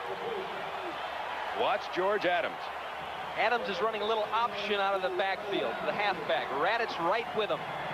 Loses him, reads back to the quarterback, loses him. Adams slips away, and Milton's got to come over to make the stop. Good heady football. Looked like a spin move of a center playing out of the high post in basketball. Also, that time, Ransdell had the time to pull the ball back down and set up again. First down 10 from the 11-yard line. Wisconsin 16, Kentucky 7. Wildcats driving. First and 10 from the 11. Higgs is at fullback, Bob. They're having a little trouble with the formation. Ransdell just keeps the ball. Penalty marker does go down on the play, and Ransdell gets it inside the 10. There's a flag on the far side and the near side. Too many men in the backfield. They had no split ends and 2 flankers. Doesn't work that way.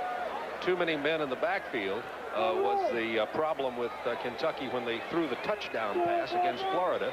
That would have pulled them to within 2 points of Florida, a 2-point conversion attempt at the end of that ball game. This one a little more obvious. Right. And folks may wonder why offenses do that. Line up all over the place, scramble around a little bit. What you're trying to do is really dictate defenses. You're trying to get them to... Illegal formation. Only 6 men on the line of scrimmage. Offense. Repeat. First down. Trying to get the defense to stay out of complicated man coverages. You want a simple vanilla offense, and when you get so much motion, that's what you usually go to on defense. So now Kentucky has their work cut out for them. It's first down and 15 from the 16. Here comes 22 Higgs. Nothing happening.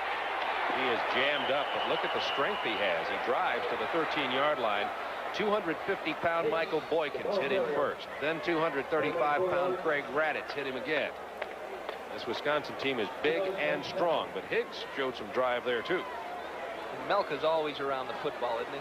He's been their leading tackler for the last 3 years. Came to Wisconsin to erase all of Alan Amici's records. I guess the most heralded high school back to come out of Wisconsin in a long time. They made him an outside linebacker after his freshman year. Didn't like it there, and then they found the spot for him. Hillis brought him along as an inside linebacker. He's going to be a pro linebacker, I'd imagine. Second down, 11. Ransdell, plenty of time. Looking incomplete at the 5-yard line. Great coverage once again by Wisconsin, intended for the tight end Matt Lucas. It'll bring up third down and 11 from the 12-yard line. Kentucky drove down here. They had a 51-yard kickoff return by Logan. Then a couple of excellent plays with Adams. Got them down here knocking on the door, but a penalty set them back and made it really tough for them. You notice Claiborne putting on the headphones. He wants to know what's being called. He wants to know what's going on offense. If he's got something he wants, he gets it in there. He'll overrule the call by Jerry Eisner. Nickelback defense for Wisconsin now. Third down, 11, Kentucky from the 12.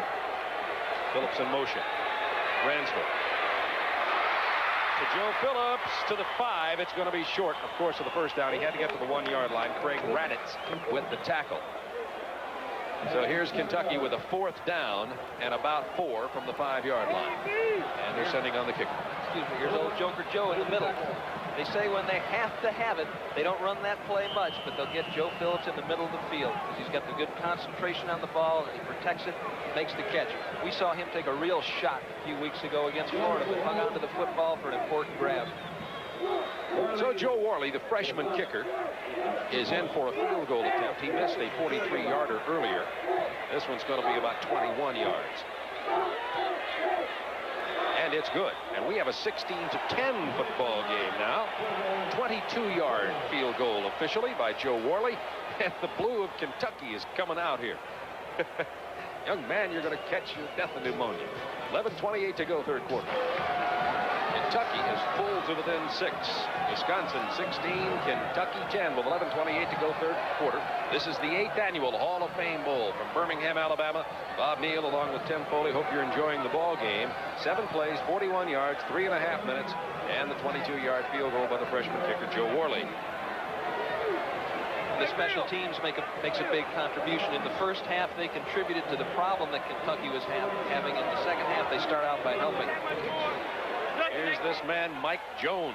31.5 yards per kickoff return he averages. Didn't get out there this time. Down at the 21-yard line. Tackled by 13, Gary Sexton. I'm sorry. Jerry's going to have to try to get his patchwork defense to see if they can stop Wisconsin here. Better field position for them this time.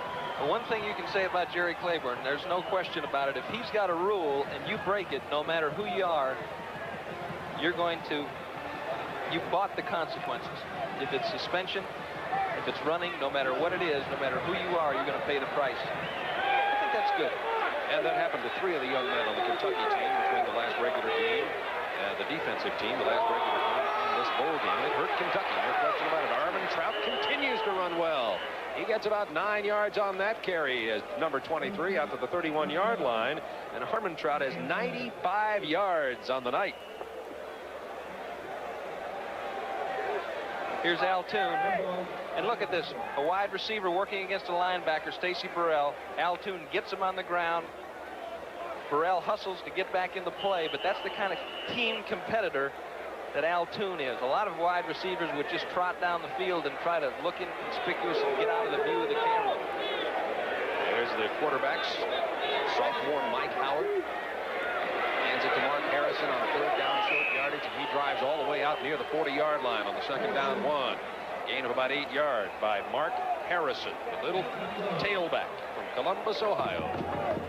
It has to be a little discouraging for folks like David Thompson, defensive lineman for Kentucky's kind of a diminutive fellow as far as the linebacker goes. And week after week, he sees coming to the line of scrimmage these guys big enough to kick. They look like they're big enough to kickstart a 747, and he's got to take them on week after week, play after play. Kickstart the 747. Sounds tough. 1st down 10 from the 39-yard line. 2 receivers right, 1 left. Howard in a passing formation. And he has Mike Jones wide open. Jones to the 30, tackled from behind by Stacy Burrell. But Jones was just all alone down the sideline. Mike Jones, as we've mentioned, the best man-to-man receiver that Wisconsin has, found a soft spot in the zone, caught it 3 or 4 times, finally put it away before Stacy Burrell got there to throw him to the turf. So that was Michael Jones' 2nd, 3rd, and 4th catch of the night. Actually, it was Michael Jones' 1st catch, a 30-yarder of the evening. 1st down 10 Wisconsin at the 31 of Kentucky. Here's Mark Harrison, who gets a yard and a half, about a yard and a half, no more. Frank Hare with the tackle. Mark Harrison, by the way, asked us to point out that his first name is spelled with a C. I'm glad you pointed that out. M-A-R-C-K. There's that young man whose idol is Walter Payton, as we pointed out in the first half. He wears his number, walks like him, sometimes runs like him, and is a senior from Columbus, Ohio.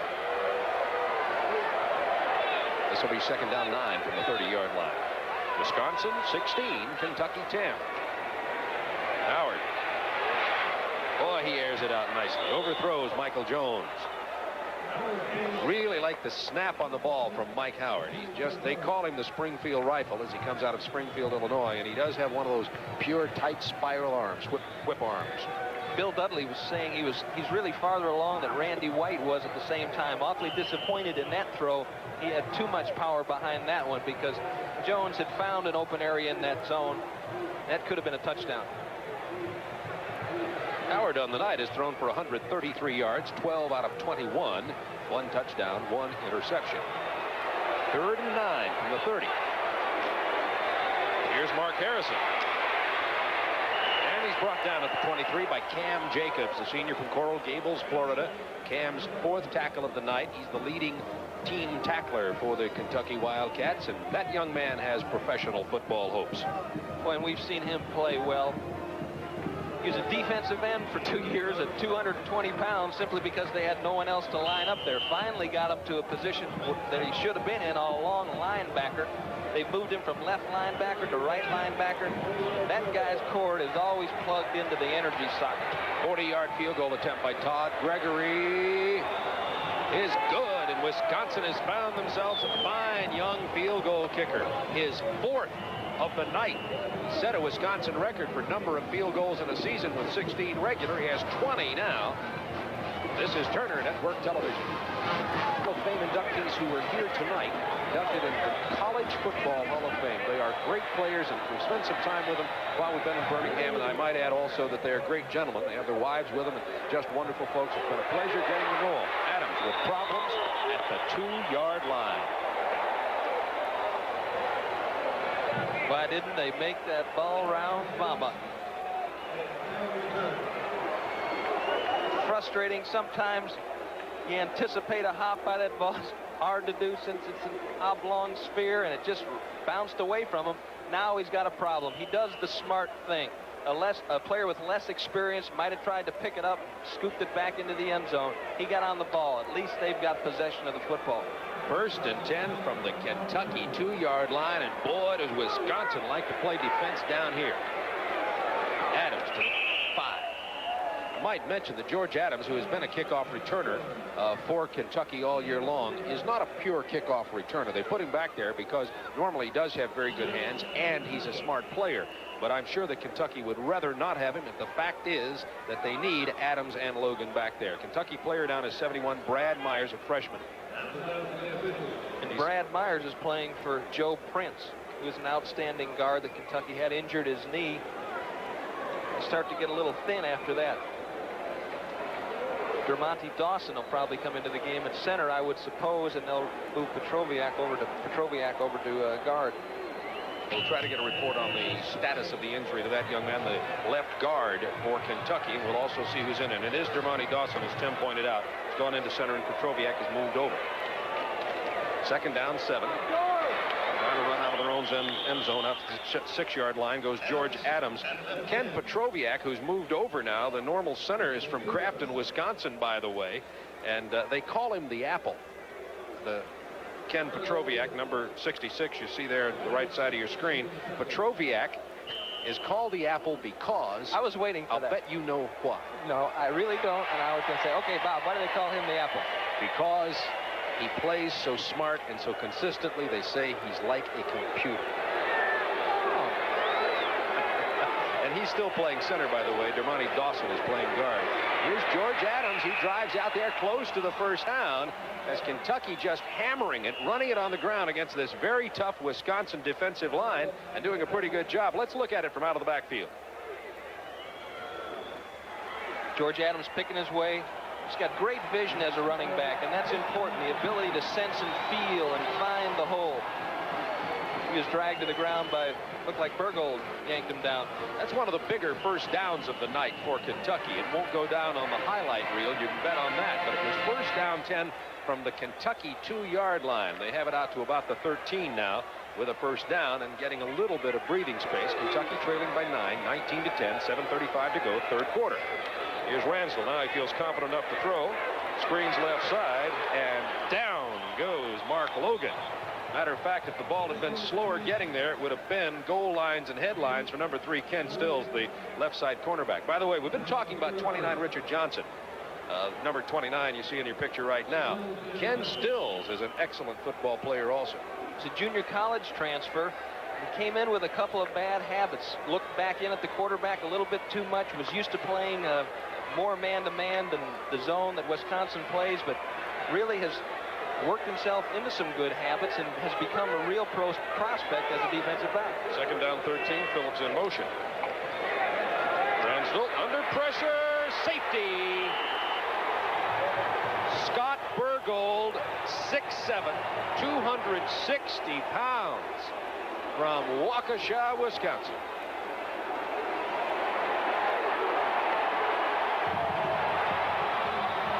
Now hold it, there's a penalty marker down. So let's not count the 2 points yet. Wisconsin very pleased with themselves, though. They just poured in on Ransdell.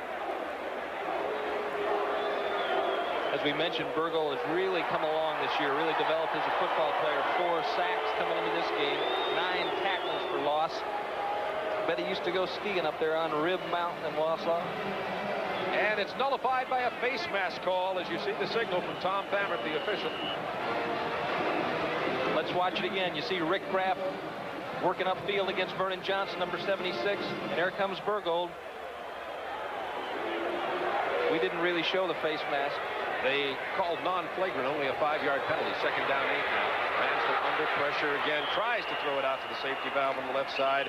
Chris Derry can't complete it. It'll be 3rd down 8 from the 15, but at least Kentucky dodges the bullet of the safety by Burgold. We were talking about number 92, the defensive right tackle. I enjoyed the story that coaches told us, as you look at Dave McClain there, about watching the players when they were showing their physical strengths. And he says Burgold comes in, he's 6'7", 260. He's so tall that when they do the pull-ups to test their pull-up upper body strength, he had to bend his knees. And as the coach told us, he does 18 quick pull-ups and says, is that enough, coach? As a freshman he did that. Isn't that amazing? 18. Ransdell with time, but nobody there. Almost got it to Joe Phillips out at the 30.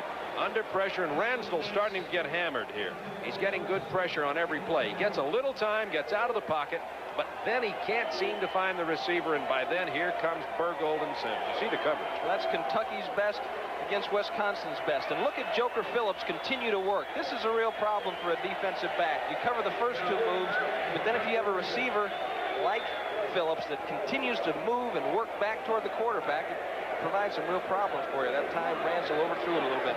Calhoun from his goal line. Good field level view there, and Calhoun hits an artillery shot out here to McFadden. Fair catch at 41.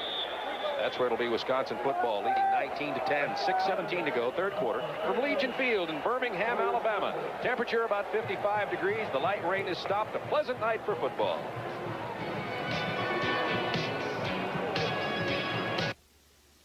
Well, Chris, you dodged the bullet there. You almost gave up a safety, but you got to get the offense moving. Yeah, we need to be more productive in our offense. We're just making minor mistakes. We're driving the ball. I mean, we feel we can drive the ball. We can run it and pass it. But we're just making a few minor mistakes that are just costing us a lot of points. Well, Kentucky trailing 19-10, but still very much in the game. Back to Bob and Tim. Thank you, Craig Sager. Chris Derry, Jr. They say that he looks like he has some pro potential when he graduates, but he'll have another year at the University of Wisconsin. There you see the big red. That's our TBS crew down there celebrating before the game's over. Actually, a lot of people watching from Wisconsin will probably think those fellas have painted their bodies, but they came out of a cold winter. They've been out in the sunshine down here. And on the 1st down and 10, not much going for Wisconsin. Look at that Kentucky defense swarm all around Joe Armentrout. They have certainly, he has gotten their attention, I might add, put it that way. Armentrout a little slow getting up. He's limping to the sidelines now. Dave McClain said if he gets the run going, he likes to keep it on the ground. If he can move it on the ground, keep it on the ground. Then I think that's probably in that Woody Hayes vein and Bo Schembechler vein, less risk. But Wisconsin has got the pop on a 2nd and long situation like this, or even 3rd and possession, go for the bomb. They've got Jones, McFadden, and Toombs, so don't be surprised to see that. Here's Howard throwing under pressure, and it's complete again to the big tight end, Brett Pearson. All 245 pounds of it. Penalty marker down at the line of scrimmage in the Wisconsin backfield. It is going to be holding probably. It is holding against Wisconsin, nullifying about a 7-yard pass completion. Wisconsin gets penalized again. There have been a host of yellow flags in this football game. Frank Hare was doing a nice job working his way upfield, and looked like somebody yanked him to the ground. Tom Thammert, our deliberate official tonight. He's taking his time, making no mistakes, but is keeping us here until 1986. 5:27 to go, 3rd quarter, 19-10, Wisconsin leading. Holding, offense, repeat, 2nd down. Keep your eye on number 56. Let's see if it's there. Wilkins is 74. 56 trying to sneak in that crack there. 67 is Milky. Hare going down. I think they might have yanked him down a little bit. 2nd down 18, Wisconsin now back to their 34-yard line. Pro set formation, split running backs. They are Bonner and Harrison. Here's Howard, plenty of time. Throws to Harrison. Harrison rammed out of bounds at the 42.5-yard line. All he got back was the penalty yardage. Steve Mazza with the tackle, the junior from Cincinnati. Mazza, Guy Neal was out there. As long as we're talking about good coaching, I think someone you have to mention is Rod Sharpless, who coaches the defensive tackles for Kentucky. He started off the season by losing Jeff Smith, his best player, had to break in Jerry Reese, a freshman, and then also they gave him two fellas that weren't even on scholarship as backup. They both got scholarships before the Georgia game, Shannon and Bellata. Third down 9, Wisconsin from the 43. Four-man rush. Howard stands tall in the pocket. Now breaking away, being chased by Hare. Finally brought down by Mazza out by the 50-yard line. And let's see where they spot that. I don't think he got the first down. He's going to be a couple of yards short. And they'll have to punt the ball away, and in comes the punter, number 18, Scott Sapicki. Dave McClain, fine gentleman in college football. Upper Sandusky, Ohio product. Farm youngster, grew up on a farm. There's Cornell Burbage back to take the punt for Kentucky. Sapicki has averaged 41 yards per punt tonight. He's a freshman from St. Louis, Missouri. Dan Turk doing the snapping. Probably one of the best in college football as far as speed back to the punter. There's Burbage at the 15. Out to about the 17, and down he goes. Tim Foley, I know you were a punt returner in the pros, and I'll tell you, I admired you. I admired anybody that'll catch it when all that beef is running full steam. 4:46 to go. Wisconsin 19, Kentucky 10.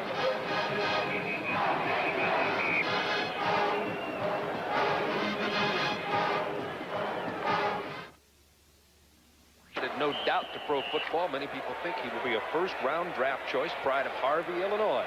There's the quarterback comparison for you. 142 yards for Howard on a first down 10. Kentucky from their 18-yard line.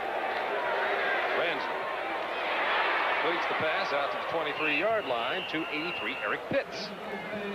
Gain of about 5. It was interesting to hear Jim Hillis tell the story about how Richard Johnson ended up at Wisconsin. Hillis was in his home the signing night, and Richard Johnson was sitting there waiting for a call from Bo Schembechler. The call never came.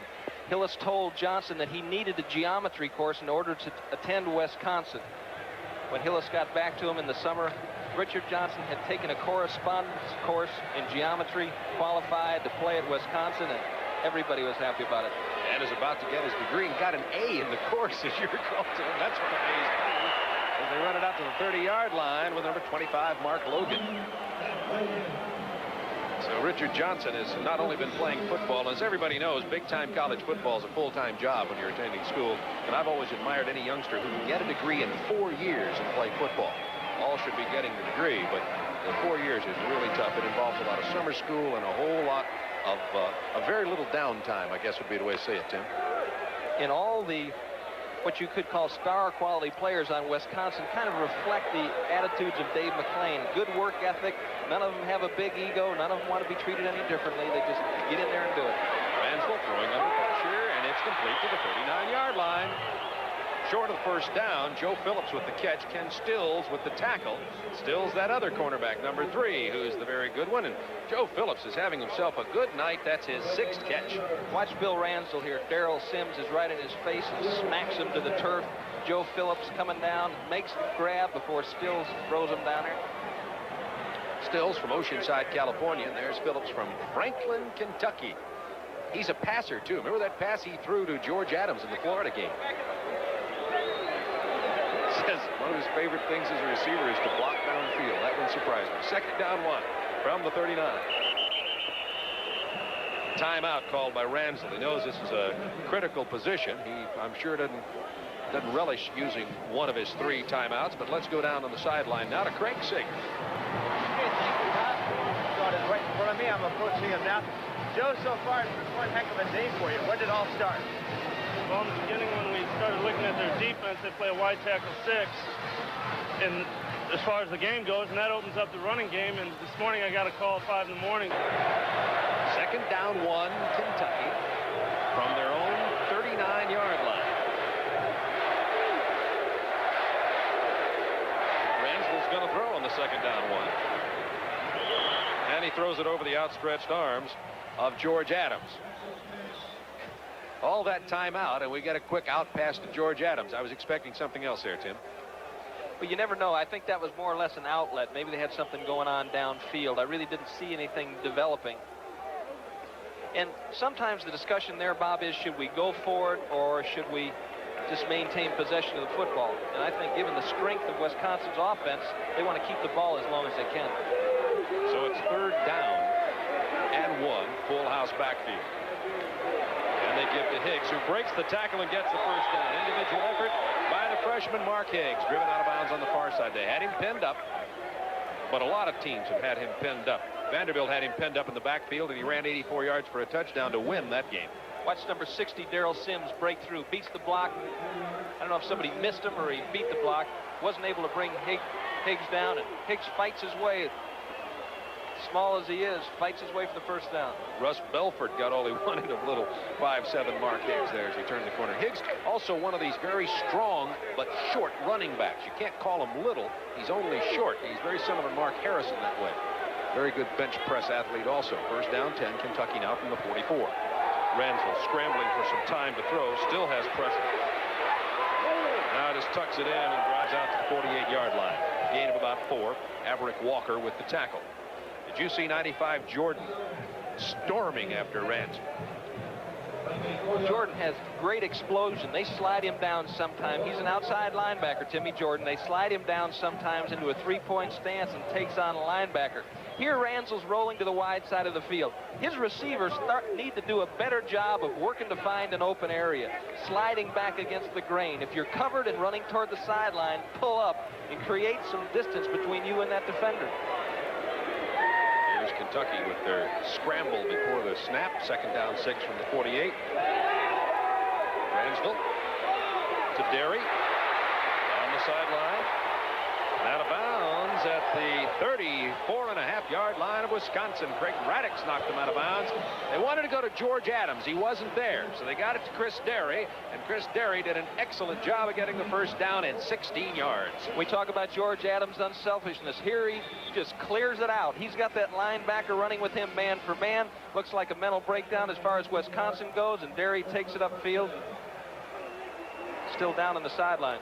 Down in front of the Wisconsin bench is number 44, Chris Derry. They're still checking him over. He was hit and looked like maybe his cleats caught on that turf when they slid him out of bounds there. They're looking at him. We don't know what the injury situation is, but you can't see him in your picture. But he's right down there where you see the blue-shirted Kentucky trainers near the 30-yard line. We have 1:42 to go, 3rd quarter. It is Wisconsin 19, Kentucky 10. Wildcats driving to the 34-yard line of Wisconsin. Now Weary's going in at fullback for Kentucky. Number 29, Tom Weary, the junior out of Columbus, Ohio. And they're still working on Chris Derry. They're fundamentally are carrying him off the field there. Looks like a lower leg injury for Chris Derry. And he has been quite a player all year long. Every time I would watch him on a running play, he'd have his man on the ground. And they didn't really discover him, as we mentioned earlier, until after the Georgia game as a pass receiver. We understand he has a twisted ankle. First down 10, Kentucky. Ransdell going to go down. Number 68, Lance Brannaman, the backup nose guard who spells Michael Boykin, blew it right up the middle, a junior from Oak Creek, Wisconsin.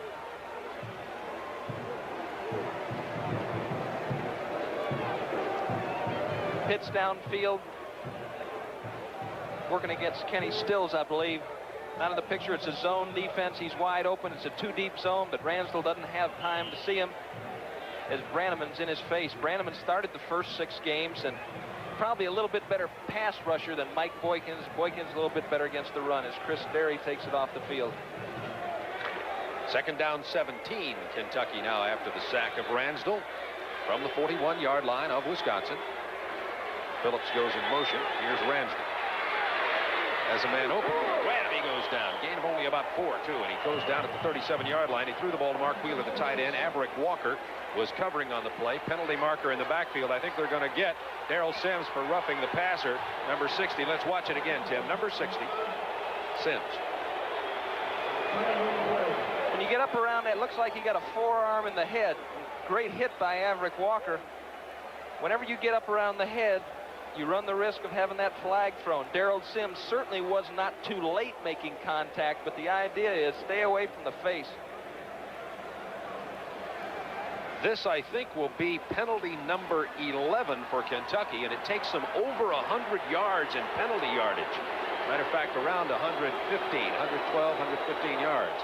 They move this ball down to the 27. Jim Hillis, the defensive coordinator for Wisconsin, talked a lot about an aggressive, reckless defense, but you have to have intelligent recklessness. You have to know that when you're close to that quarterback, stay below the neck. Don't hurt yourself with foolish penalties like that. Well, it sets up Kentucky, trailing 19-10, 48 seconds to go, third quarter. Number 8, Phillips in motion at the top of your screen. Slick ball handling by Ransdell. And he tried to get the ball down there to 87, Oliver White at the 15, threw it behind him, couldn't complete it, and it'll bring up a second down from the 27-yard line. Ransdell with slick ball handling, and still there comes Wisconsin. An area that you may attack this Wisconsin defense. Their cornerbacks are very aggressive on that too deep zone. They jam in the flat, and they don't get much cushion down the sideline. They're giving their safeties a lot of area to cover. And I'm sure Eisman, before the night's over, going to send those wide receivers down the sideline and the tight end down the middle of the field. I think he's got a chance. Ransdell with 151 yards in the air, second down 10 from the 27. Right over the middle. It is incomplete, intended for Tom Weary. He is the backup fullback who came in when Chris Derry went out with a sprained ankle. And it'll be third down 10 from the 27. As a team, Kentucky has a very short average per completion. And I think at this particular point, Wisconsin is just sitting on the jump. They're no longer getting those 12 to 15-yard drops. They're anticipating the short pattern, and that middle area is beginning to open up. Now, Kentucky has inserted George Adams and Mark Logan in the backfield. Phillips and Burbage are the receivers. Wheeler, the tight end, on 3rd and 10 from the 27. Phillips in motion. And pressure, screens to the left side. That's Logan, gets the good block. Logan, touchdown!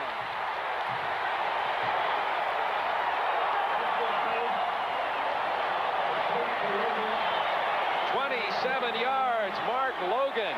What explosive speed, plus he got a couple of good blocks.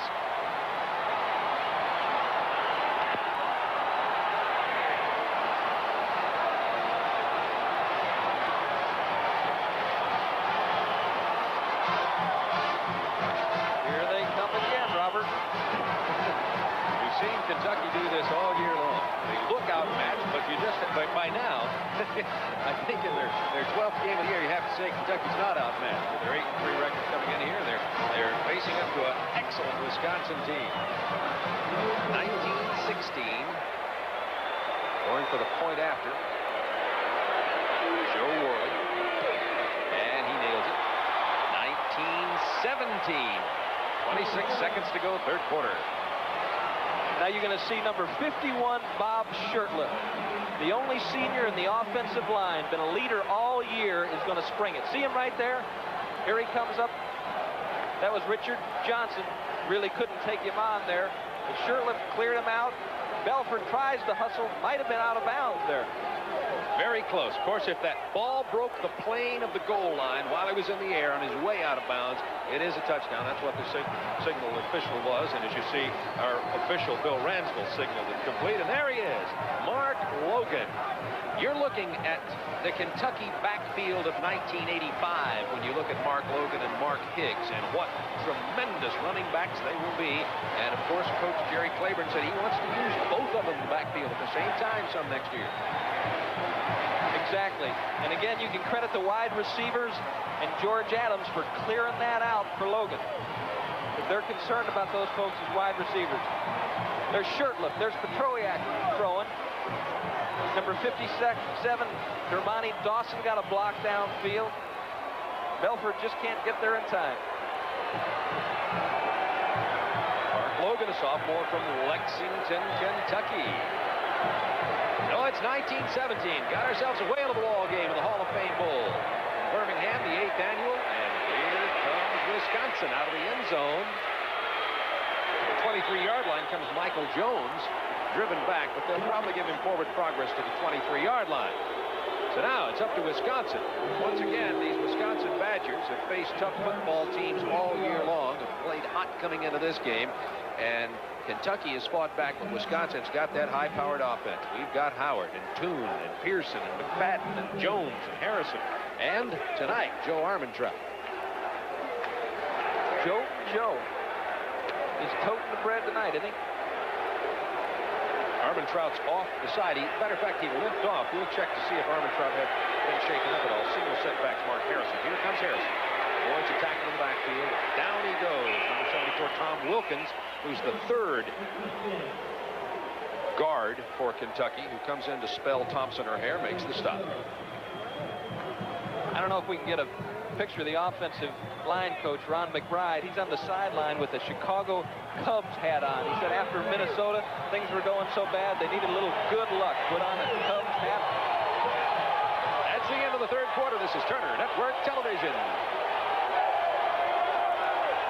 19-17. It will be Wisconsin ball. Second down 4 from the Badgers' 28-yard line. And sophomore quarterback Mike Howard needs to get some points for his Badgers here, leading only by 2 now. They've led all the way. Runs into his tailback, Mark Harrison, for a loss on the play. Kentucky giving a little bit different look on defense. They had Paul Calhoun sitting at about 7 yards with a 2-deep zone. He was ready to support the run. So it's going to be third down and about 8 now. Third down and 8 from the 24-yard line. An obvious passing situation, Tim. May we see the Kentucky blitz here? I don't think so. I don't think at this point they want to take that chance, because remember the striking power of this Wisconsin offense. They don't want to give up an 80-yarder here. And you're right, no blitz, but pressure. It's complete to Taylor. Down he goes at the 27, short of the first down. The Wildcats hold, and boy, that crowd's going crazy. Down to Craig Sager now.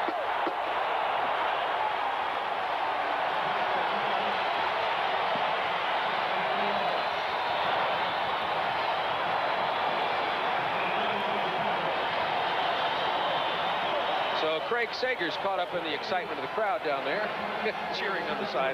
We have a technical problem with our sideline reporter, Craig Sager. We'll be getting back to it. On the fourth down 4, Sapicki in to punt for Wisconsin. And they get back. He's going to get it away left-footed. He's a soccer player, and what a fortunate break that he is.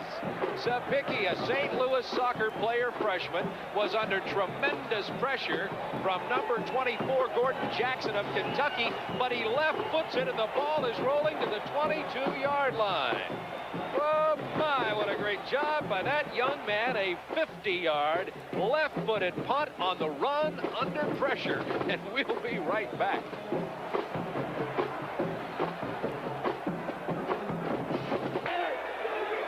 Here's freshman punter Scott Sapicki. Watch 24 Gordon Jackson in good pressure. Here's 24 Jackson. Sapicki has to pull it down, and there he goes with his left foot. We mentioned the soccer players. He did get it off, and it was kind of a soccer kick. You just lay it out there and whap it with your foot. It's mainly ankle power that drives that ball. The St. Louis Youth Soccer Program is credited with a 50-yard punt for Scott Sapicki. Here comes Kentucky, number 22 Higgs. Oh, what an exciting runner. And out he goes to the 28-yard line. Got to the 28, and they drive him back to the 25. But Higgs is hit and rarely taken down on the first shot. Johnson will get credit for the tackle. He's just a little rascal. He certainly takes it up there in a determined fashion. Both he and Logan will be back. George Adams will be in the NFL. Jerry Claiborne looks on, has rebuilt a number of programs. Virginia Tech, then again at Maryland. Took a team that was down, then came to Kentucky. Turned them around from 0-10-1. They're at least 8-3 this year. 22 Higgs, 29 Weary in the backfield. They get the Higgs through there. What acceleration out to the 35-yard line. Wisconsin continues to lead 19-17, but the Wildcats have seemed to be able to solve something with Wisconsin here in terms of being able to move the ball. Sam? Kentucky has been outscored in the first quarter. That's the only quarter they've been outscored in, and that just, I think, displays their character, their ability to come back, the belief in themselves. They think they're going to win, and that certainly is a different attitude than they had a couple of years ago.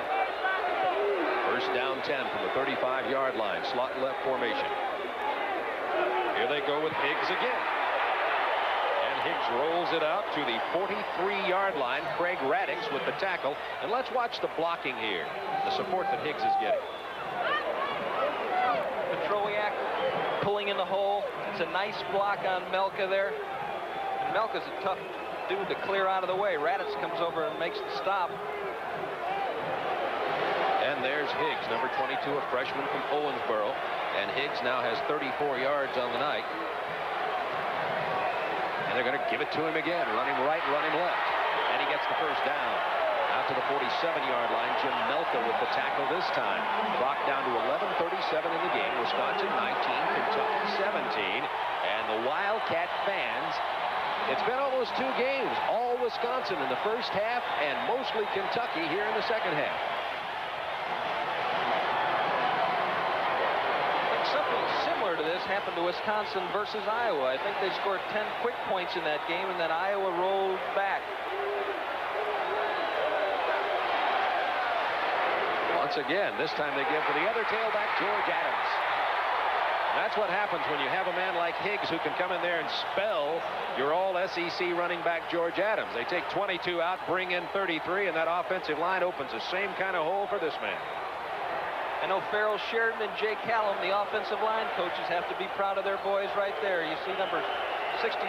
It looks like Bruce Bozak clearing out Sims as he's angling to the inside, opening that hole for Adams. First down 10, Kentucky. On that same formation, slot left, backs in the eye. And they're going to run it until Wisconsin stops it. They stop it this time with the penetration. It looked like 68 Lance Brannaman who made the penetration and the stop at the line of scrimmage there. Dave McClain has to be a little bit concerned at this point as he pulls down his mic and he decides not to interrupt, not to interfere. Let Dudley think. Sometimes what happens is a head coach starts to get involved at a time like this. He really has to display self-control to let the offensive coordinator handle the flow of the game, the defensive coordinator handle the flow of the game. Here goes Adams, gets to the 40-yard line, only 2 or 3 that time, and now Scott Burgle with the tackle in Wisconsin seems to be able to stop it for the moment. We're going to pause 10 seconds to allow local stations to identify themselves.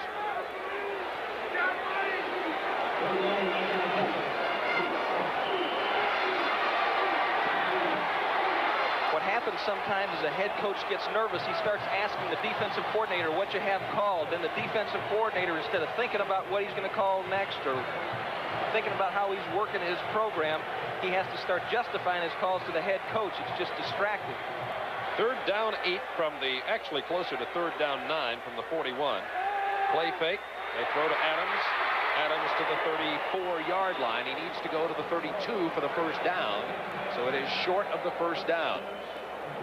Let's see what Kentucky does here. They're bringing on number 15, Joe Worley.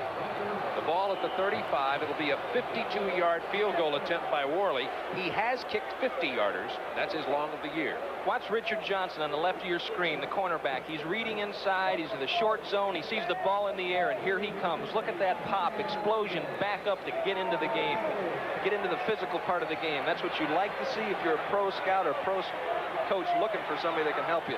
It's a 52-yarder. His longest has been 50. Got a lot of leg into it. It's good. The longest field goal of Joe Worley's career, and Kentucky takes the lead by 1.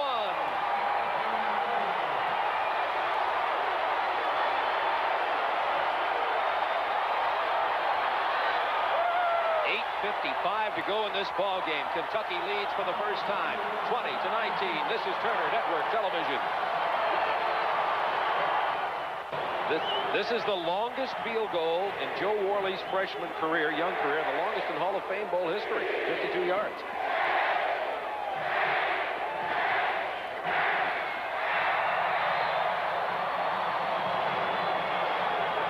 And it's 20-19. Kentucky leading Wisconsin. 8:55 to go in the fourth quarter. We've got ourselves a whale of a ball game here in Birmingham at Legion Field. Hope you're enjoying it. I think you can expect to see the Wisconsin offense come to life here. Here's Michael Jones. Down he goes at the 18. First man down for the tackle, 38, Steve Mazza. That defensive end, who's also an outstanding player on special teams for Kentucky, representing that wildcat work ethic that Jim talks about so much. And there's the drive, 44 yards, 9 plays in 4:28, 4.5 minutes, and it was almost all done out of a slot left formation with their backs in an eye and the tailback oriented offense that drove Kentucky down there. Wisconsin finally stopped them, and there's the trophy. Guess which one the big one goes to? I really didn't feel like Kentucky could run the ball down the field on Wisconsin. I thought Wisconsin was too strong defensively. There's Armentrout struggling, getting out here to the 20-yard line. Gain of about 3 tough yards. That ought to put Armentrout up around the 100-yard mark for the night. He has exactly 100 for the new Papa. Best rushing night of his career. He's a junior from Elgin, Illinois. Just watch Cam Jacobs. He's Mr. Energy on this Kentucky defense. He's all over the place. And he's excited. When you talk to him, he never stands still very long. He can't wait for the game to start so he can expend that energy someplace. Second down 7. That's Jones in motion to the top of your screen. Mike Howard, plenty of time. Rifles it downfield, and it's complete to Toon. And look at Toon dance and move. Quick feet. He's 6'5". Good hands. Good work ethic. Excellent athlete, and some pro team's going to like him. 21-yard completion. They're running the fullback in the flat. They've got Armentrout in the flat. Just too much room given here by the defensive back. As the ball is completed, Maurice Douglas ought to be whacking him. That time he was just a little bit too deep. He's played well all afternoon. That time he gave him too much room. And Toon is a fine receiver. You have to respect his speed, but when you respect it that much, you can't win. 4 catches, 48 yards for Al Toon. First and 10, Wisconsin from the 40. Now they're driving on Kentucky. Wildcats lead 20-19. Here's a reverse. It's Michael Jones. Mazza stayed home but missed the tackle, and Michael Jones gets it near the first down, about a 9-yard gain. John Dumbled with a tackle, and that's something Michael Jones brings to the game for Wisconsin. He has 1 touchdown off this formation. Mazza's a well-disciplined player, stays at home here, but watch this move. Mazza's a good athlete, and he just sits him right down. Jones knows he has to get to the sideline to make it work. I would look to see 3 Wisconsin receivers in the pros next year. I think Jones, McFadden, and Toon will all make it. Second down 1. This is a gamble situation for Wisconsin if they care to. Armentrout and Harrison, they elect to just go to get the first down. Harrison slams it up in there and gets it. Penetrates inside was Kentucky territory. Guy Neal and David Thompson. 7 minutes, 10 to go, and look what we've got here. A 1-point game. Kentucky, a 3.5 to 4-point underdog in this game, calls their second of their 3 timeouts. Kentucky will now have 1 timeout remaining. Dave McClain staying on the move. He's been under a lot of pressure this year. High expectations for the Wisconsin program. You'll have to excuse me there. The official appeared to be signaling timeout Kentucky. It was not. They still have 2 timeouts remaining. He's signaling first down, first and 10 from 48, but he used both arms. A double signal. Here we go, Howard. Incomplete at the 33-yard line. What a battle. Toon getting cut in half there. Mazza was back covering, also 27, Maurice Douglas. Okay, the man that makes this work for Kentucky is Steve Mazza. This time he's getting a good drop. Look at that. Good undercover help from Maurice Douglas. You don't want to leave him alone out there on Al Toon. He gets back, forces the ball to be thrown high. Can't get it in there. Mazza drifting back, maintaining position on that receiver. Goes up after the ball. Howard almost stuck it in there, though. That's what Toon does so well, too. Toon at 6'5" is down there on the 5'10", Maurice Douglas. Second down 10 from the 48-yard line of Kentucky. 1-point game, 6:41 remaining. Wisconsin trailing. Howard rifles it. 40. Yard. Well, now they spot it up here. It's going to be very, very close. That's Brett Pearson with the reception. And Pearson has 5 catches for 55 yards on the night. They may have to bring the sticks in from the far side because it's very close to a first down. Let's look at it again. Little man-to-man coverage here. Barry Alexander working against Pearson. Pearson, the second leading receiver in '83. I believe he was the second leading receiver this year. They run a lot of those zone patterns where that tight end works his way down across the middle between the linebackers. Tonight he's been running those flats. They felt like against that 3-deep Kentucky defense, they could work the flat areas. The colorful, I call it a chain that looks more like a necklace. They're bringing it across from the far sideline to stretch it out here, bring a little color to the Hall of Fame bowl. And it's short by inches. You see where it's marked on the red section, the little circular, I don't know what you call it, the chain, but chain doesn't seem to work for it. I'll try to come up with another name for it. The measuring sticks. We have 6:35 to go in the game. Kentucky 20, Wisconsin 19. It will be third down, less than a yard, and the Wisconsin Rooters are on their feet with their cheer. Let's go Red.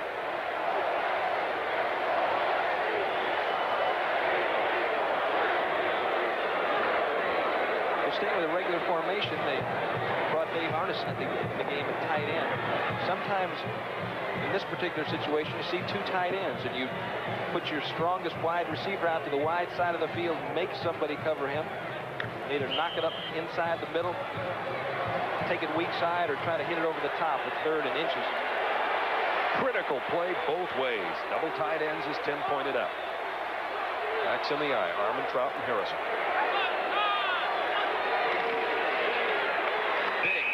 6'4" Mike Howard just lowers his 205 pounds behind center Dan Turk, a pro prospect, and drives it in there for the first down.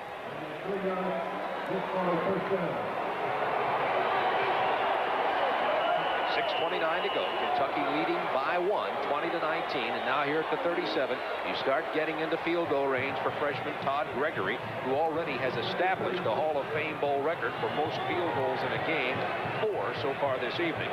Kicker Joe Worley for Kentucky has 2.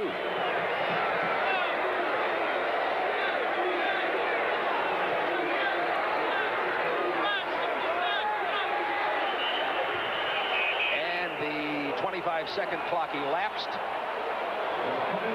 and that's going to be a 5-yard penalty. It's the 3rd time, and I think what happened, he sensed a blitz, and as Bill Dudley talked about, there are some blitzes you cannot pick up from that one-man set, at least in the Wisconsin scheme. And I think he was trying to get out of what he was in and got too much time. Play of the game, offense, repeat first down.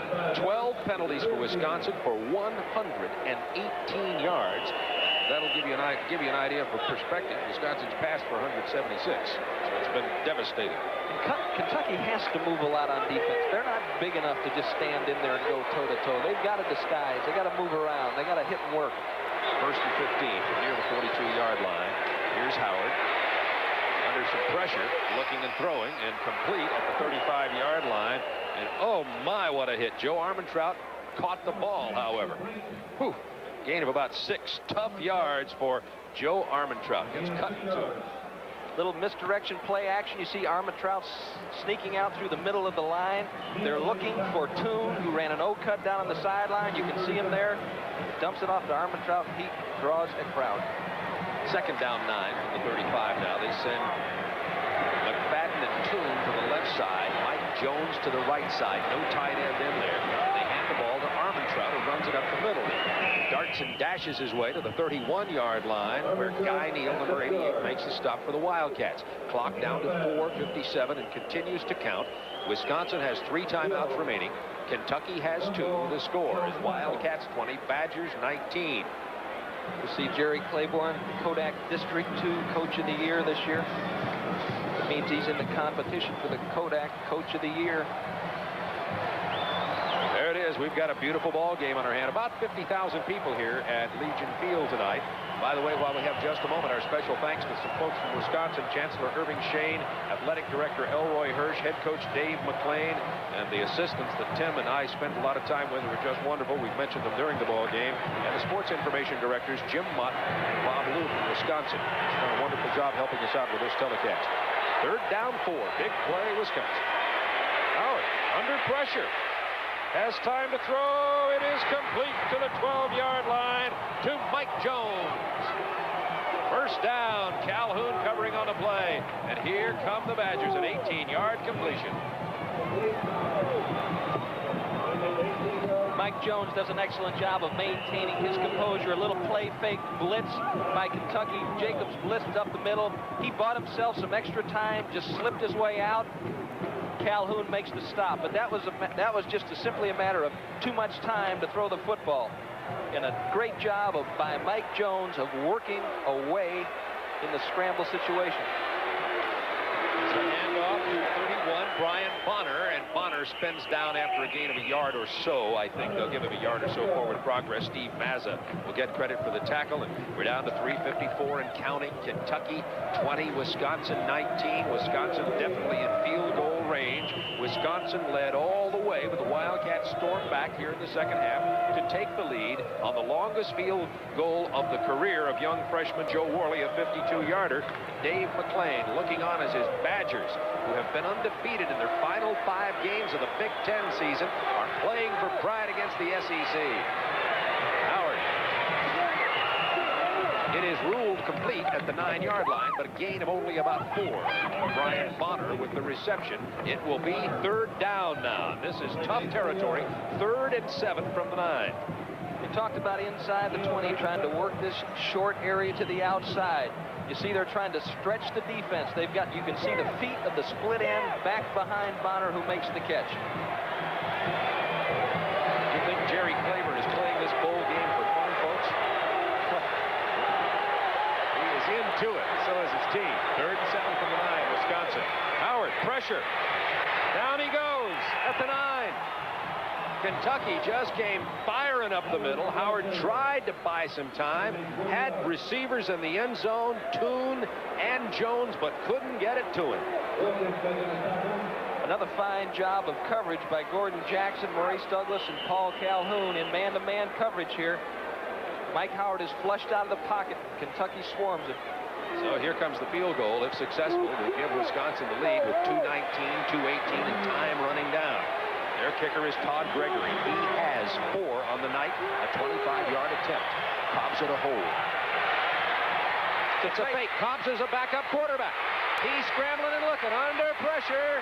Good coverage by Kentucky into the end zone. It's picked off by Mazza. Oh, what a wild football game we have. May have been a fumbled snap. We're not sure. Kobza is the 3rd-team quarterback, the holder. Let's see if it's a fake or a fumble snap. Definite fake. I think it was a fake. I'm not sure that it was a fake, Bob. I think the receivers were a little late coming off the ball. It's awfully hard to tell. You may be right, Tim. We'll take a look at it again when we come back. He pulled it in rather quickly and jumped up the throw. At any rate, Kentucky's ball. We'll be right back. Tim, I think you're right. Let's watch and see. Looks like Cobbs had fumbled the ball there and then got up, tried to make the most he could out of it. He started screaming, finally got some receivers downfield. It's unfortunate that people take the snapper on a field goal and the holder for granted unless something goes wrong, and that's when they draw attention to themselves. Mazza makes a nice catch in the end zone. A chip shot field goal attempt goes awry. The ball was snapped rather well, I think. I believe it just slipped out of the hands of Kobza. Here's George Adams. Now Kentucky's going to try to just run out this clock. But remember, they got to get a 1st down, and Kentucky gets about 2 or 3 yards, and Wisconsin calls timeout now. Wisconsin had all 3 timeouts remaining. Minute 55 to go in the game. So this game is far from over. 2 timeouts remain for Wisconsin now. It will be 2nd down and about 5 for Kentucky. This is Turner Network Television.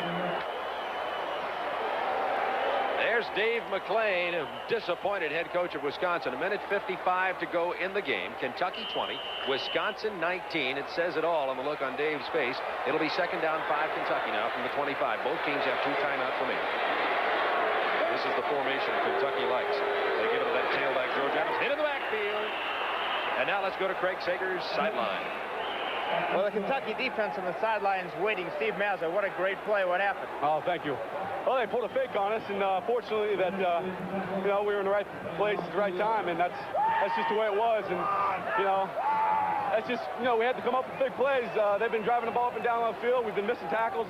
Myself, we just got to, we've been missing tackles, and we needed a big play like that, and I just, amen that it happened. Did you read the fake right away? Well, yeah, I felt it right away. My job is to guard the fake on the backside, and we rush on the other side. So, so it wasn't that tough for me to be there in the right place. Right place at the right time. Steve Mazza. Back to Bob and Tim. Thank you, Craig Sager. Steve Mazza agreed with me that it was a fake. Although when we looked at the replay, Tim, it did look like a fumble, but I'm going to go with Steve. It was a fake. And Steve read it very well. And there's Dave McClain. I don't think Dave cares whether it was a fake or a fumble. And seriously, on that note, it looked pretty clearly to us as though the ball had slipped out of the hands of the holder, Kobza. At any rate, 1:48 to go. 20-19. Both teams are in a critical third down situation here. Critical for Wisconsin because they have only one timeout left, and Kentucky's got to get the first down, or else Wisconsin can come right back down and have that opportunity again. So it's a big one, Tim. Yes, it is. Dave McClain checking with Jim Hillis, the defensive coordinator, seeing what he has on. He's also asking how many timeouts he's got left. Now, the question here is, Bob, what do you think? Will Kentucky risk putting the ball in the air, or will they just run it up the middle to Adams? Will they run a reverse? Will they do something cute, or will they take the conservative way out? I predict pass. I've been wrong all year. There you go. Go the opposite way on my predictions. George Adams, although, because Wisconsin stopped him, Craig Radix with his 10th tackle, by the way, out of the linebacker spot. There's the story of the game now. Kentucky 2 timeouts, Wisconsin only 1. Kentucky has to give up the ball. Now they have a great punter in Paul Calhoun. Let's see what he can do when we return.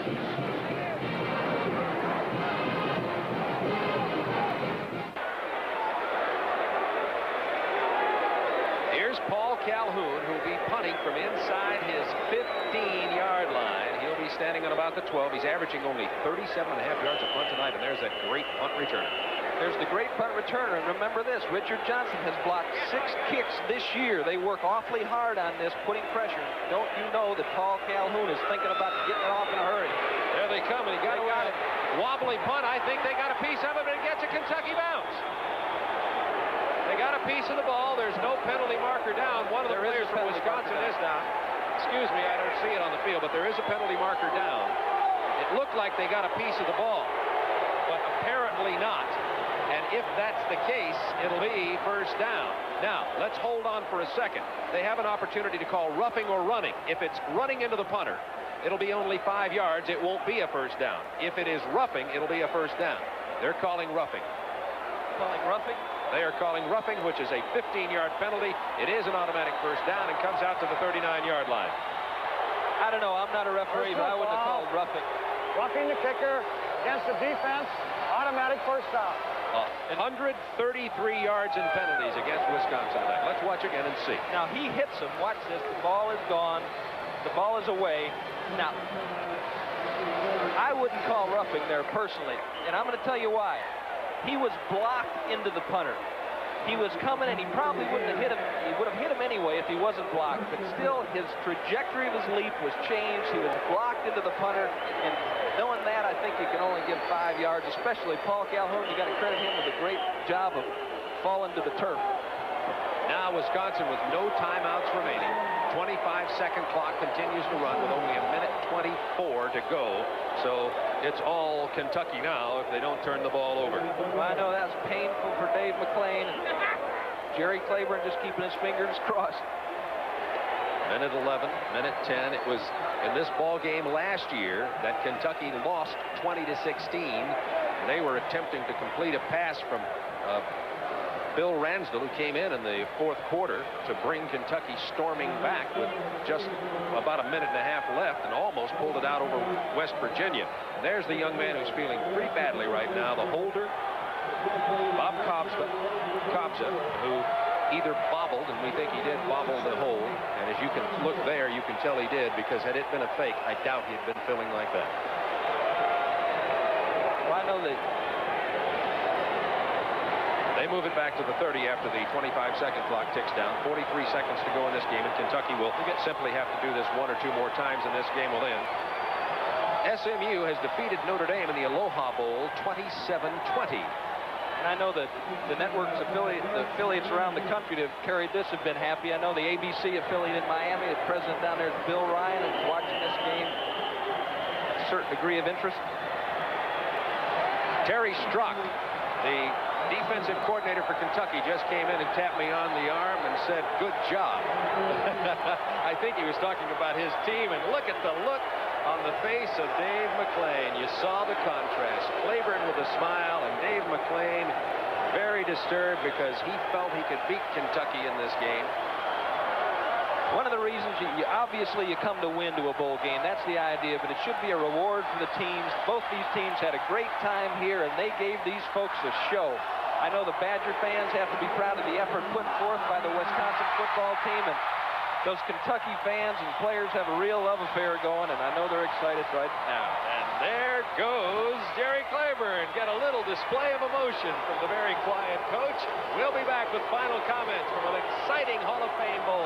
Kentucky 20, Wisconsin 19. The Kentucky team is run down in front of their loyal fans to give them a round of applause. This goes back to 3 years ago when Kentucky was 0-10-1, and the fans in Lexington stayed to applaud the winless team. And this team, now that they've achieved this respectability and prominence, has returned the thanks to the stalwart and loyal Kentucky fans. And that's what's happening there. And let's go down to the sideline now to Craig Sager, who's talking to the man who has rebuilt this Kentucky Wildcat program, Jerry Claiborne. Thank you, Bob. And I think Jerry Claiborne wanted to go over and congratulate those fans as well. I tell you, man, I'm so excited here right now. I'm going to go talk to our players and talk to those fans, too. It was a tremendous victory and a great comeback by our players. I tell you, they've been doing it all year. And that field goal for Worley is just was frosting on the cake. The goal line stand, again, with a great play. They go down there and we get a big break on a roughing the kicker penalty, run the clock out. A great victory for our program. Tim Foley kept saying all game, Jerry Claiborne came to win this game. Why is it so important to win? Well, it's so important because we're trying to get our program, we're trying to get a winning tradition going in our program. And we're going out and recruit this week. And we're going out there with a victory over the Big Ten, the best team in the Big Ten as far as I'm concerned. We're 9-3, we're a bowl champion. And we're going to be in the top 20, I think. It's just a great thrill. Winless just a few years ago, you've come a long way. Is the program rebuilt? Well, it's not rebuilt, but we're improving. Jerry Claiborne, after tonight's victory, 20-19, back up to Bob and Tim. Thank you, Craig Sager. Earlier, we thanked the folks from Wisconsin for their help, and we'd also just like to say for Kentucky, we'd like to thank President Dr. Otis Singletary, Athletic Director Clifford Hagan, Head Coach Jerry Claiborne, and Sports Information Director Russell Rice, along with all the assistant coaches who helped us so much that Tim mentioned during the ball game. Congratulations to Kentucky, but also congratulations to Wisconsin. Undefeated in their final Big Ten games, the last 5 of the year, and a great performance here tonight in Birmingham. This is Turner Network Television.